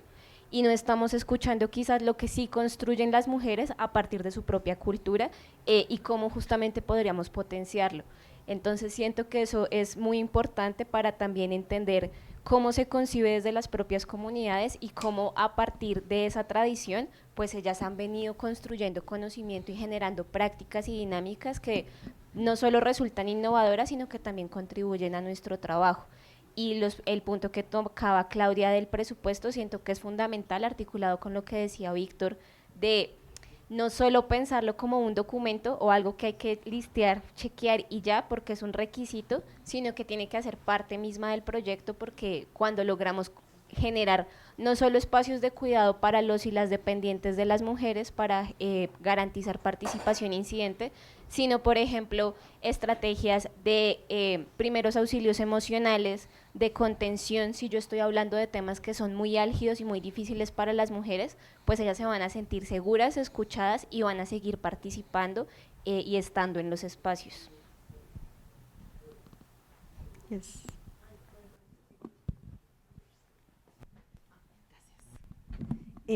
Hay un tema que está relacionado con lo que menciona Lina, que me parece que es muy importante y es delicado, la verdad, y es que el trabajo con las comunidades pues tiene que tener en cuenta su cosmovisión, no solamente de los pueblos indígenas, sino en general donde estemos trabajando, porque hay, al menos aquí en Colombia, hay varias comunidades indígenas y hay varios territorios donde todavía, digamos, los roles del patriarcado están supremamente marcados. Y tal vez nosotros, o digo yo que soy súper feminista, entrar con una narrativa muy en línea con lo que yo creo, pues evidentemente pues puede generar una ruptura y una dificultad para la implementación del espacio que vayamos a desarrollar. Entonces, para mí en particular, es un desafío observar, por ejemplo, que hay espacios en los que he estado donde los hombres callan a las mujeres, como no hables, no opines, y nosotros estar en ese espacio liderándolo y saber que esa es su manera de culturalmente relacionarse y pues nosotros no podemos entrar como a modificarlo ni a criticarlo, lo cual me parece súper difícil. Hay espacios donde nosotros hacemos particularmente muchas actividades de fortalecimiento de capacidades en territorio que evidentemente sería óptimo si pudieran ser aprovechadas por las mujeres, pero hay muchos espacios donde los hombres no permiten que las mujeres vayan, las mujeres están en la cocina preparando los alimentos y cuidando a los niños y no beneficiándose de eso. Entonces, ese tema me parece súper como desafiante y también pues hay que tenerlo en cuenta. Yo creo que hay que saber leer muy bien nosotros qué incidencia podemos tener y cuál no nos corresponde, así nos duela y así pues a mí en particular me lastime. Tell me one strategy that you have used to reach the women in your project. No, por ejemplo, en ese caso en particular, yo lo que hago, pues también con mucho cuidado, es yo entro a la cocina. Les digo, cuénteme cómo hacen los alimentos, cuáles son los métodos de cocción, y procuro como yo más bien entrar a donde están las mujeres y no quedarme solamente en los espacios de diálogo donde están los hombres, sino también yo pues generar acercamientos con ellas desde ese lugar que es en donde ellas están. So I will tell you an example of how architecture influences gender inclusion. In the northeast part of our country, the kitchen is at the center of the house for two reasons. One, because it's a colder place, so it keeps the house warm. Secondly, women participate.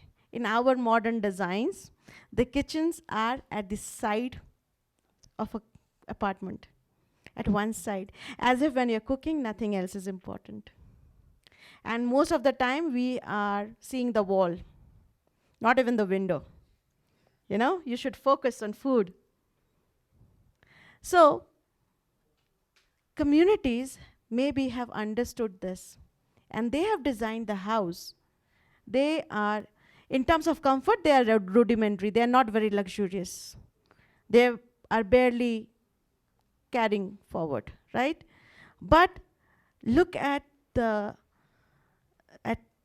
wisdom of the community. Someone who said, okay, this is the traditional house, and that is how it has to be made. It is functional.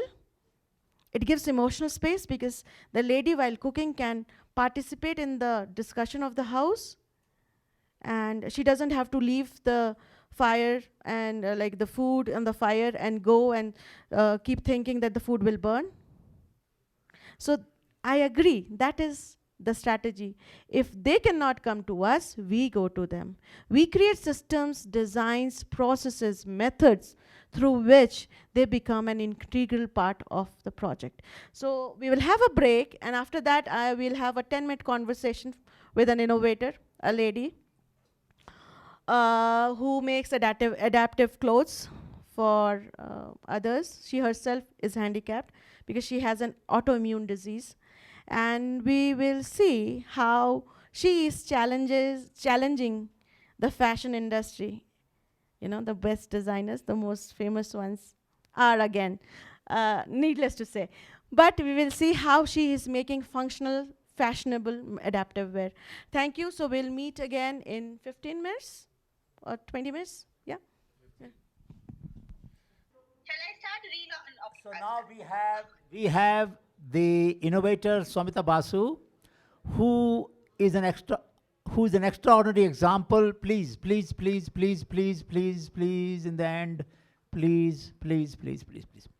She's an extraordinary example of how a person suffering from her personal constraints in terms of abilities can overcome them, not just for herself, but for thousands of other people who need her help in designing clothes which meet the need of those whose hand coordination or leg coordination is not too good. And particularly women who face a lot of problem, as she will explain to you herself. So we have an example of how an disability-induced innovation can provide opportunity to large number of people around the world, her model that she will explain. Soumita, please start. Thank you, sir.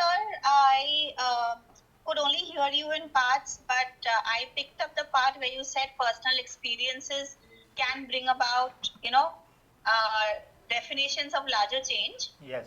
And that is exactly what I have experienced myself. And plus what I also see a lot of other people who are having startups focused on social impact also have. So I'll very briefly tell you what I do.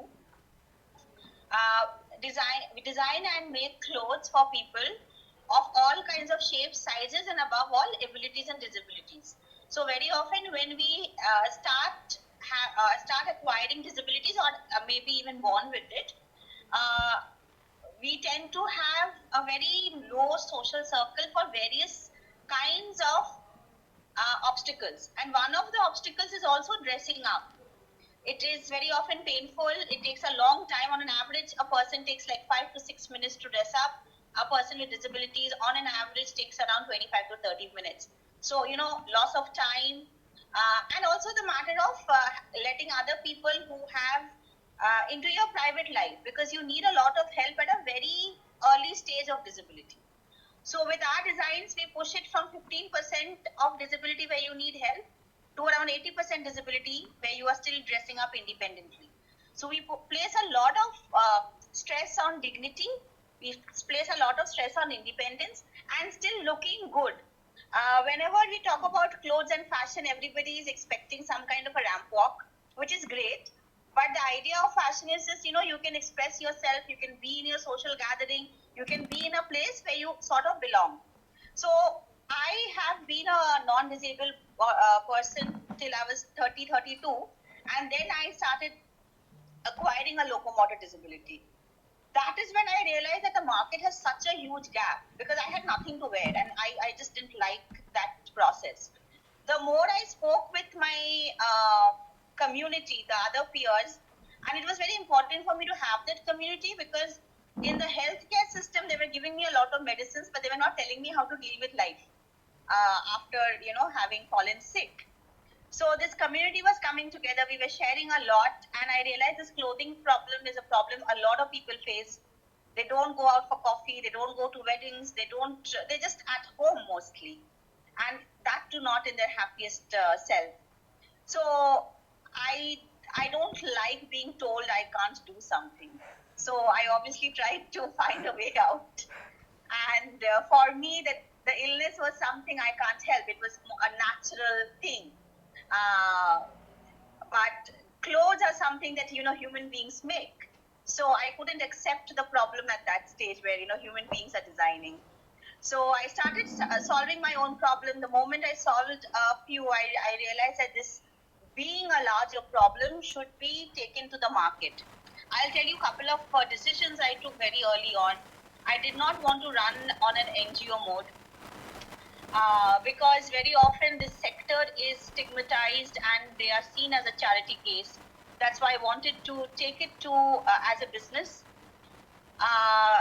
Because if I establish a business like this in this space, it also encourages other businesses, not necessarily in clothing, in any sector, to become more inclusive, to look at their services, to look at their products, and also to, of course, look at their own staff and the insides also. So that was one decision. The other and the other reason for the decision is also to become more and more the organization to be self-sustaining. And one of the things I would like to raise, which a lot of people tend to ignore, is that people either talk about inclusion or they talk about sustainability. But actually, these two things are very well knit together. You cannot have one without the other. And that's why every time I speak in any forum, I always request people to think of things together. There's a lot of interlinkages. And if you drop the interlinkage, there's only so much that one can go. While I am the one who started this, there are tons and tons of people who have come together to help me, including incubators like Gayan. One of the things that happen with people like me who start a business, and there are many, many, many like that, is that we start with the idea and we want to make that change, we want to go forward, but we don't know how to run a business, or we probably don't know how to start, and the next steps. And there's a lot of learning, there's a lot of discovery time. Very often when other people come in, I think the discovery time gets reduced, and in a world of business, that's huge. So that's very important. Also, why should someone trust you? I think there's a lot of question. First, I have a chronic disease, so my disability comes from the illness, and I have been questioned many times that you are the main person of your business. So if you fall sick, and as much as you do, how can we invest in you? How can we do it? So I think there is a need to bring in, have that confidence. That confidence can only come when more people come in, but that confidence can also come when we start looking at things differently. Do I have to do some, X amount of work in 1 month always? Because if that's the way of looking at life, it's a very industrialized way and it will not serve our purpose. So that's a sum of my experience. Happy to talk and get questions. Can you show some examples? Can you show some clothes? Examples of the designs? Yes, that just a one or two. so that the idea comes out clearly in the mind of everybody. We are showing your site, but still it might be a good idea to show some examples how the you have overcome about diaper, about wear, upper wear, or different things that you want to say. Give me 1 tiny second. Yeah. We are in the meanwhile we're showing your site. So different kinds of flaps that you have used in place of chain or buttons. One of the things that you have done, you have used Velcro. I'm missing a lot of what you are saying. Oh, so what I'm saying, no problem. I'm showing your site. We are showing your site, website. But we want you to illustrate with 1 or 2 examples so that we can understand better as to how you redesign the clothes, which other people can then see how they wear them. So let us try that. Yeah, just keep it here. Just let us keep it here. Go back to the screen then, please. Screen pe chale jao. Let us see. So, are you going to show something? Are you able to see the screen? Can you? No, I can share the screen. We can share the screen so that if you want to use the screen to show, then you can do that. Share it. So, would you want to take this example and tell us? If you can help me, give me access to share the screen. Just hold on. Acha, we can ask. Now you can, okay. Multiple parts. Now you can share. You can share your screen.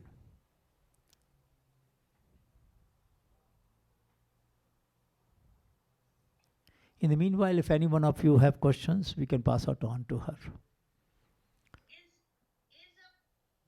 Is this visible with a girl in a red dress? Not yet, not yet. Do it again. Okay. Do it again. Go out and then go again. Go off the screen and then join again. It's okay. Or else you can show with hand if you have something in hand. No, we can't see your screen. My suggestion is you take a cloth lying around you and just give us an example. Okay. What I will do, Anamika, I'm sending you very quickly something on WhatsApp. Can you open it at your end? Yes. I can do that. I'll do that.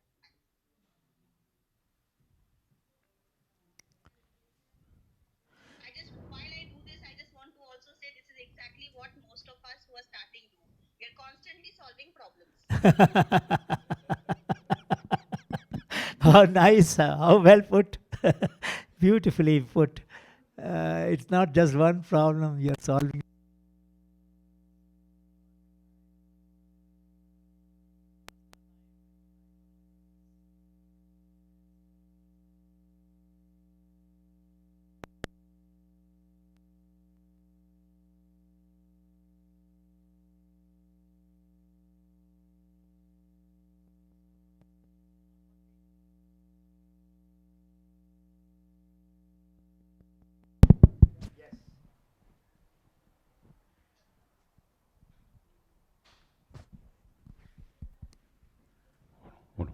So now keep on speaking, please. Zanika, speaking. Somita, yes. We are showing your present. Straight away go to page 17, okay. What is that? What does it have? Yeah, the one where you're sitting on wheelchair. 13, 14. 15. Just hold on. 17. You will see a boy in a yellow shirt. Yes, it is there. Before I show you, he's wearing my design, and before I show you the adaptation of the design, I want to say he has been inspiring me to work for the last 1 year. I have, we met only last year around June, and it was his mother who came to me saying,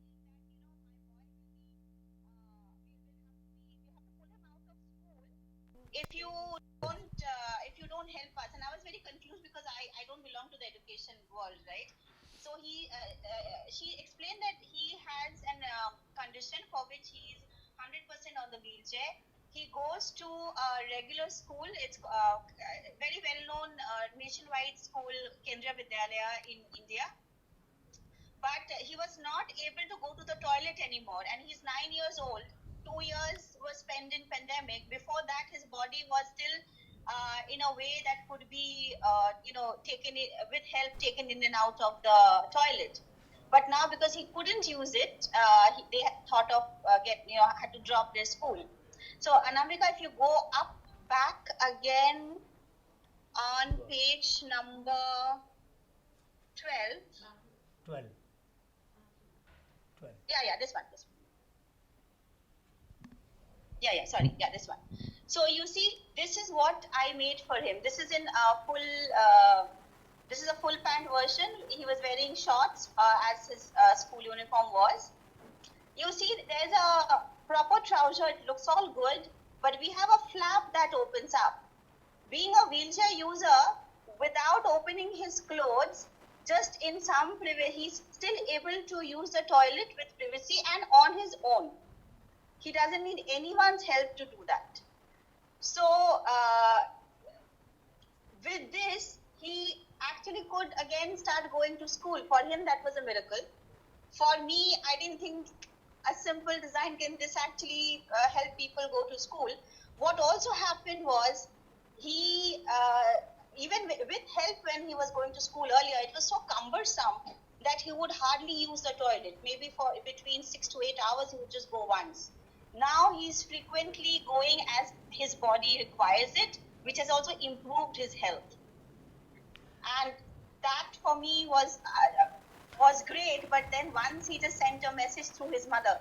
He's very shy, he doesn't talk to me directly. So he sent a message through his mother saying that I now also want to go to the zoo. I also want to see other things that all of you do.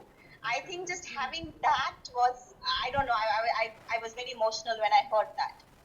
In the same design on the right, if you notice, there's an old gentleman trying to wear this without bending at all. And we have just given him very simple 2 long loops on the waist of his trousers with which he can pull it up.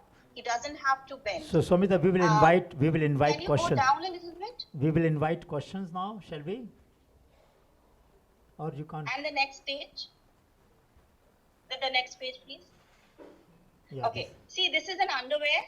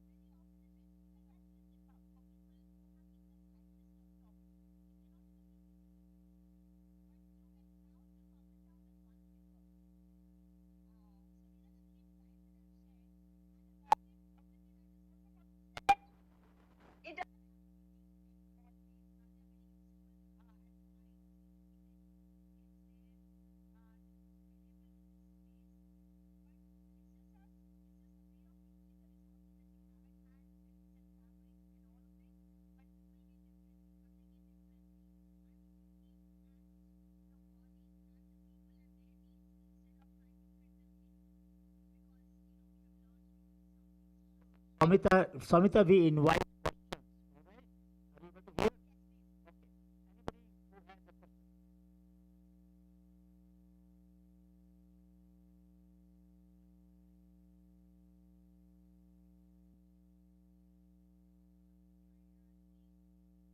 One customized products only, and after a lot of research, making something, finally we have come up where we have standardized the products to a large extent. It doesn't need that level of customization, because if you think of it from even a medical point of view, there's just that much problem that people have. There are certain parts affected, and those parts are affected in certain ways. So much of it is standardized, but we still have some space for customization. And one of the things I have stressed on from the very beginning, one of the other principles I worked on, is co-creation with my customers. They come and they used to design it with me. So, because when you live with something, you come up with your own ideas too. So my job was to make sure that those ideas are conceptualized and taken it to the design stage. Okay, let's get to the next question. Yes. Yo quisiera preguntarte cuáles han sido los principales problemas que has enfrentado con tu idea, con tu innovación, con tu empresa, y por el contrario, cuáles han sido como quizás esas sorpresas que has ido encontrando en el camino que te han permitido facilitar el trabajo que realizas.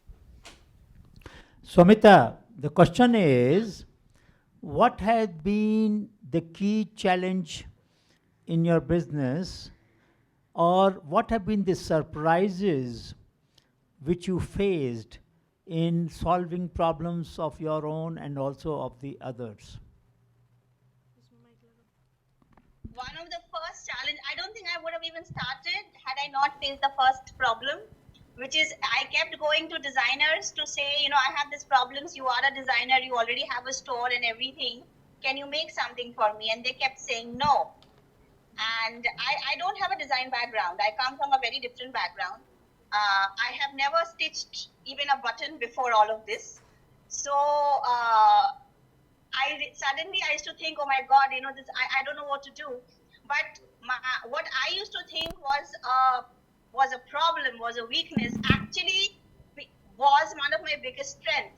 Because I don't have the design background, I didn't have the actual, like a box. I was not thinking out of the box because I didn't even have the box. So I did whatever was possible and I made the designs possible. So that was the first very big challenge, but because of that I even started and I did what I did. And that's one of the reasons I also respect a lot of ideas coming from people with non-technical backgrounds.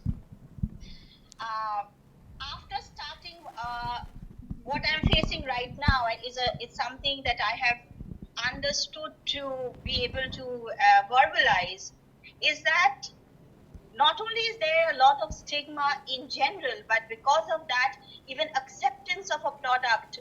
So you see, if I start off with a lipstick, right, and if I say, it's meant to make you feel special, and for every woman to feel special or something like that, it might connect with women, but with the community that I'm working with, they're always told they're specially abled, a word which all of us hate, and the word specialist, in a way, put them off. So if I say I'm making something specially for you, it just hasn't worked. So the product market fit and the communication that's required for that has been an epic challenge, which we have been trying to break. One of the ways I have thought of breaking it, and I'm moving in that direction, it has started picking up, is to sell very similar things even for people without any disability, because it increases acceptance, but at the same time, it also, these are style products too, right? You have seen 3 things that I've shown you, 2 of which, I've had people come and say, I would like to wear it, it looks good. So we are pushing on that as well. I've had very, a pretty giant business coming and saying, we would love to work with you. And I'm speaking with their heads. And one of the things that we are just not able to understand, and it's a worry that he has, is like, if I start keeping special clothes, will I alienate my customers that I already have? So that, that I think is one of the largest or the biggest problem. This concept itself is new, so it's not exactly that people are looking up for me every day. So I have to reach out to them, and at the same time I have to balance it by saying it's for everyone. Thank you. Any other last question? All right, Samita, it has been wonderful to have you with us, and it has created its own impact in the mind of people that some of your challenges are generalized, just as you said, some designs are generalized. Some of your challenges are faced by every startup, isn't it? And some are specialized. I want to just close by giving example that when we were talking about shops to keep organic food or organic grains, they said the same thing, that our normal grains will not sell then. People will feel that our normal products are inferior and they will not buy them. So that is a very good point you mentioned, that hybrid stores are a challenge and consumers are still not willing to accept them, as they will eventually, I'm sure, with your efforts. But you have done a great job of explaining that you're not even getting into the normal fashion, which is so nice. I didn't know that. That's a new thing that you told me today. So wonderful, and God bless you, and keep it up, and your spirit is admirable. We really cherish your indefatigable spirit that doesn't give up ever, no matter how many days you have to spend in the hospital every month. Thank you so much, and God bless. Thank you.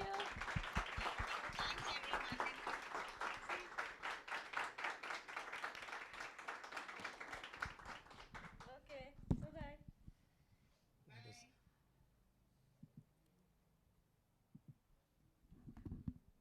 You want to say something?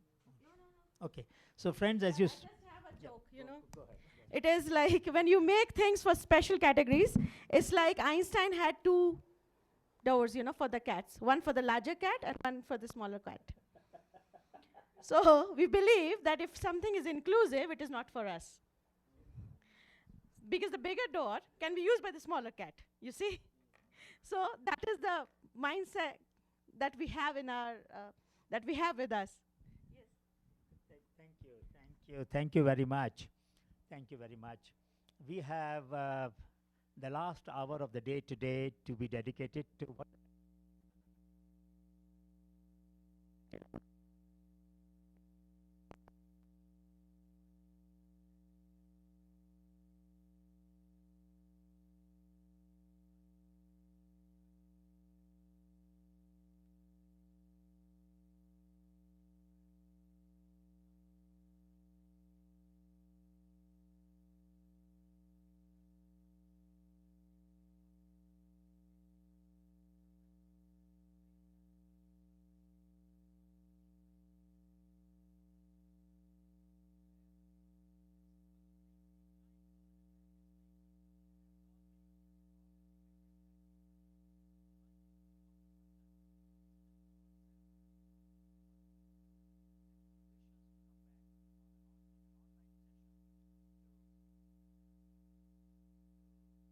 What I was saying, that we can come back for an online session after a week or two, by when you would have tried to incorporate some of the lessons in your program.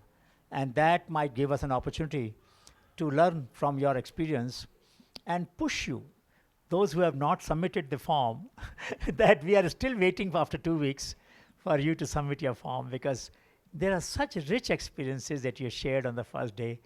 We really don't want to lose them, to be honest. And with your permission, some of the lessons we would like to publish in Honeybee Newsletter, so that the whole world comes to know of the lessons that you have learned from the communities or in your interaction with the communities. Yeah, go ahead. What I've heard is people want to have the form afterwards, still open. Yes, we can keep it open. Entonces, porque hay unos que me dicen como, yo conté un proyecto, pero me gustaría subir la foto, entonces eso va a quedar abierto. Yo creo que importante sí es llenarlo, pero también, y si quieren, and if you agree, tener unos minutos para que nos cuenten cómo lo vieron. O sea, realmente sienten que la forma, el formato como lo están llenando, muestra lo que está haciendo la comunidad. Esto es, como les decíamos, la herramienta va a ser muy importante. Y para eso estamos como buscando que ustedes se familiaricen con este tipo de formatos, que vayan aterrizando la información que hayan visto. ¿Vale? Entonces, eso va a seguir abierto.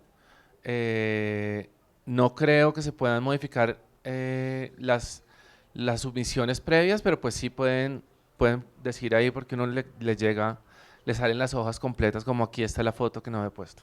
Ahí vamos manejándolo. Pero sí, por favor, lo que dice el profesor Gupta, que lo vayan utilizando, que lo vayan viendo, que nos den esa retroalimentación. Como decíamos, con Jorge tenemos los siguientes días la tarea de bajar más la herramienta y tratar de tener publicado algo para ustedes lo más pronto posible. Thank you. So let me just quickly go through what we are saying. The future transformation of developmental alternatives will require us to accept three things. One, networking large number of decentralized nodes around the world generating practical solution. We have to recognize that knowledge network has to be created for learning from solutions around the world which are being developed by people on their own. That's number one. We have already said that many times. It also implies that these nodes must require respect for pluralism in civil society. That more than one way of solving problem, more than one meaning of the interactions. Pluralism is very important. In a democratic society, diversity manifests itself through pluralism. We come from different cultural backgrounds, we come from different ethnic backgrounds, we come from different territories, and we see the world differently. And that's okay. We must accept it. The third is that existing differences in the access, assurance, ability, and attitude are part of both formal institutions and informal institutions. Our attitudes are diverse, our access is different. Not all of us have access to all the resources.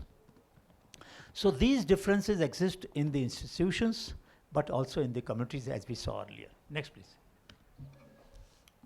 So I will not go through all these sessions. Please, next. It is not in a mode. So these are 10 lessons that we drew. 1995, I wrote a paper for IFAD, International Fund for Agricultural Development, in Rome. And I've just taken these 10 lessons, which to me were evident in 95 and are relevant today.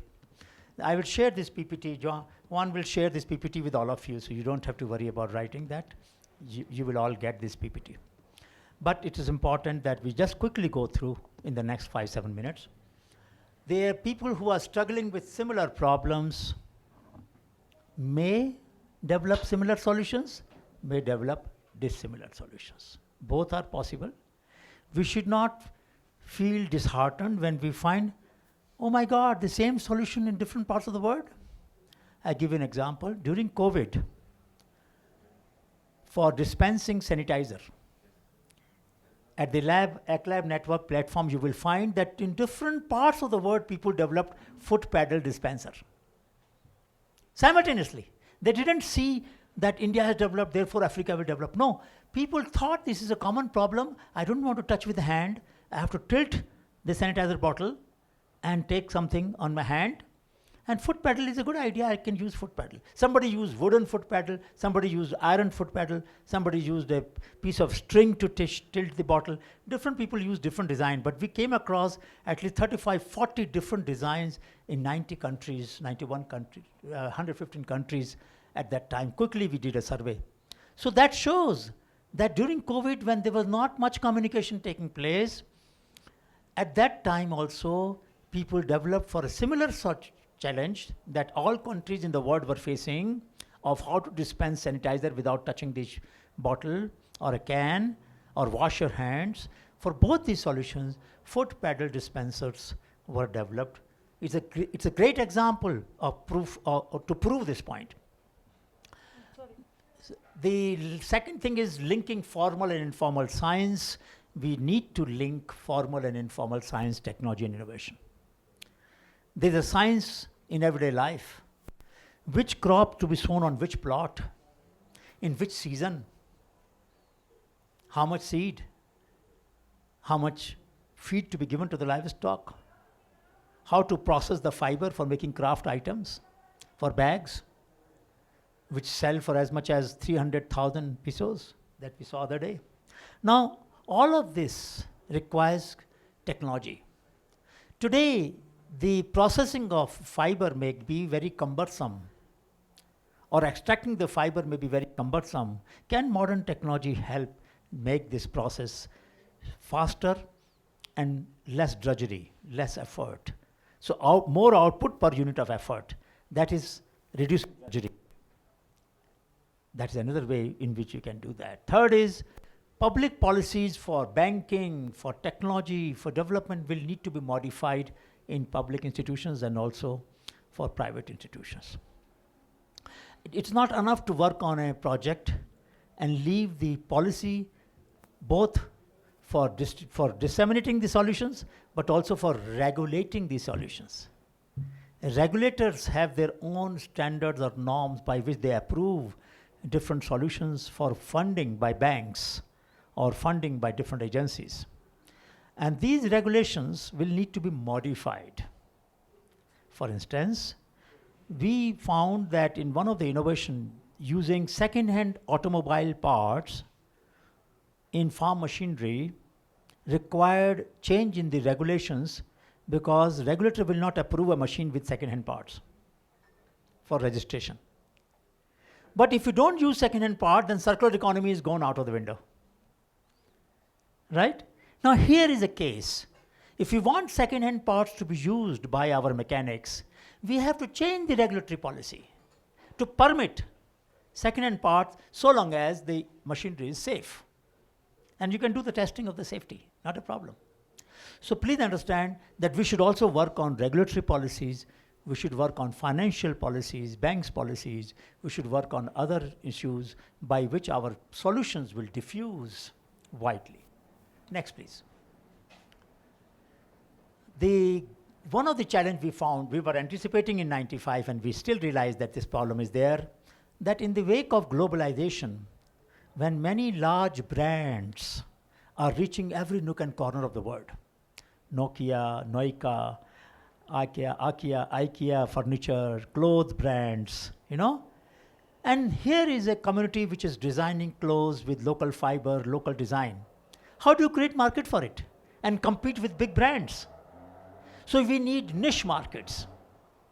We will need to educate our children, our young people, that you need to buy things made by hand by the communities if you want to promote livelihood in our hinterland of Colombia. We continue to buy branded goods, and we hope that with this project you will be able to remove poverty elevation when nobody is buying their product. How will that happen?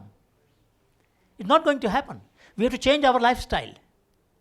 We must say every month or every year I will buy at least 10% of my requirement from those who work with hands. Then market will be created, at least niche market will be created for products, craft goods, food products, craft, livestock product, and so on and so forth. This requires that the consumer surveys are done. Our students should do studies of consumer behavior and ask and give the feedback to the community. This is what the market needs. Market needs an assurance that you have not touched with your hand whatever you are giving us. Can you use a ultraviolet disinfecting system for food? Now they don't know what is ultraviolet. We know it. In the project then you include that provision for disinfecting the food item that they are going to package in the final packet before it goes to the consumer. That means it has been disinfected of microbial load. It doesn't have any microorganisms which can cause harm to you. That is what niche markets need. New interventions to make product acceptable to the consumer's preference for safe and sanitized food or any other product. Next, please. The fifth challenge is that people have samvedana. I will first tell you this word in Sanskrit, then in English. Samvedana is just like you have Latin word, it is a Sanskrit word. Sam means equal, Vedana means pain. When I feel your pain as much as you feel it, it doesn't remain your pain, it becomes my pain. When I try to solve my problem, it is my problem now, it is not your problem. I have internalized your problem. My feeling makes me realize that this is my problem. Then when I solve this through creative ways, it requires what is not an exact word, but close word, empathy. Empathy is a crucial element of engagement with communities. So we will need to develop, but empathy is not for human beings, also for non-human beings. Many communities keep the animal in the same hut where they live and sleep themselves. If an animal is sick, it is treated like a child. Sometimes you may see, I've seen here, many people carry dogs in their lap, right?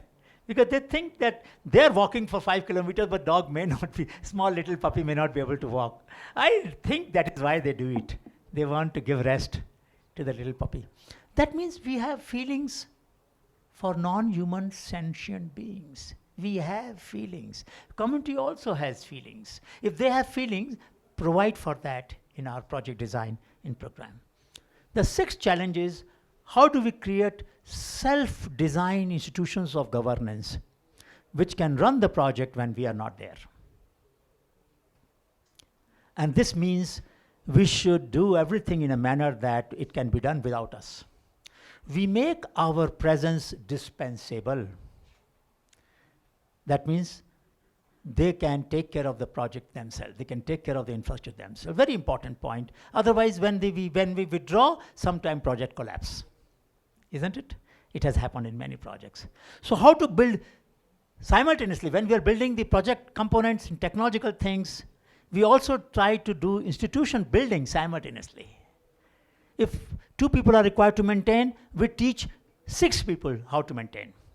If 2 people run away, go away somewhere, they're not available, somebody else can maintain it.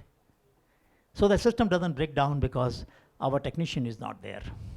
So building the self-design capability is very important. The 7th challenge is how to create learning system, how to create databases in each project, how to create a central repository of solutions in UNDP Bogota. Not recognizing, not feeling that, look, this is a solution for peace. How will it help poverty elevation? It may help poverty elevation. Let the team decide. Why should you decide? Make your solutions available to everybody, please. At least in the community first yourself, then maybe with APC, then maybe with Science, Technology and Innovation Ministry, and then maybe with the entire country and the world at large. At different stages, you can decide to open different degrees of your solution, but please make them accessible. Yesterday we were discussing with APC. They had some 46 different solutions which they shared with 150 municipalities and trained about 1,500 people.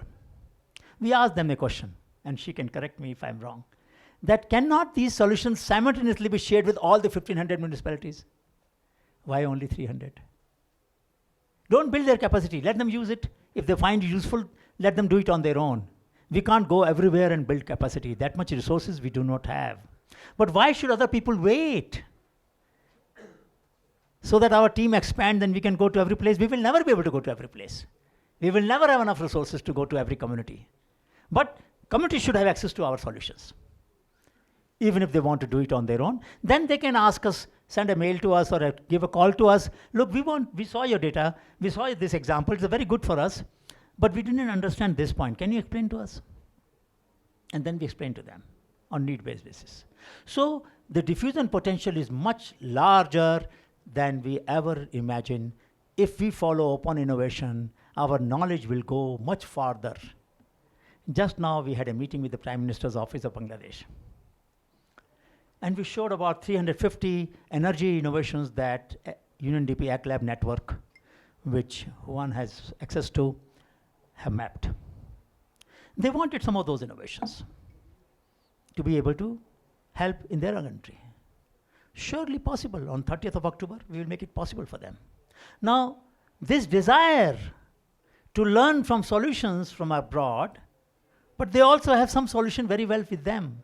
One of the solutions Bangladesh developed was off-grid system of solar energy. How can people buy and sell energy?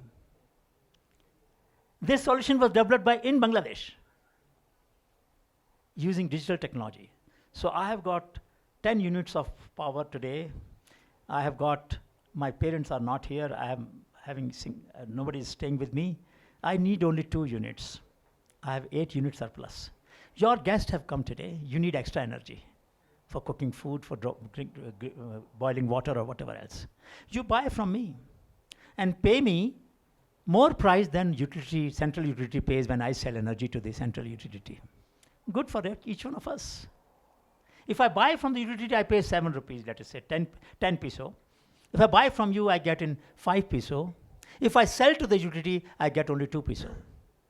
So it makes sense for a horizontal market to be created. They have done that. This solution may be useful for Bogota, for Colombia. Correct? This is what we were trying to do that. So it's very important. That last challenge is how to make young people aware about embedded injustice in different institutions, different activities of our society. Social justice is not something that I have to discover by chance as I grow up. Every scholar, every student, every young person must know that there are issues of fairness, there are issues of justice, there are issues of equity, there are issues of diversity, there are issues of inclusion, so that they can all become part for a non-violent transformation of society.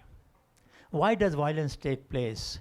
Because I feel wronged, and I use power, coercive power, to achieve the right end. Gandhi said, right means for right end. Gandhi advocated non-violence. He said, a right means should be achieved by right end should be achieved by right means. I don't want to get into the current struggle of Palestinians, but the point remains that many times you are punishing me for the fault that he has done. I can't control the terrorist.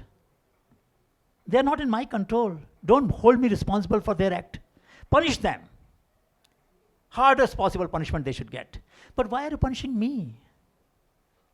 You have stopped the fuel and the hospital will close down in 2 hours, 3 hours. Patients will die. So what I'm saying is that our people should realize we should not use measures which punish innocent people for the acts of extremists. That's all I'm saying. In our society, all over the world, we have problem of violence by few misguided people. Terrorists, you call them, militants, you call them by whatever name. But for their act, we can't hold all the community members responsible. And this realization is very important for peace and justice, so that we don't alienate our innocent young people into feeling that they have to pay the price for the activities of few misguided people. So it is very important that non-violent means are advocated in our educational system, in our upbringing, so that we can be patient. Protest has a place, but non-violent protest. We should not take power into our hands. History has taught us whenever we achieve power through violent means, we use it against the poorest, poor people. And we against the weak. So man uses the power against women in the family.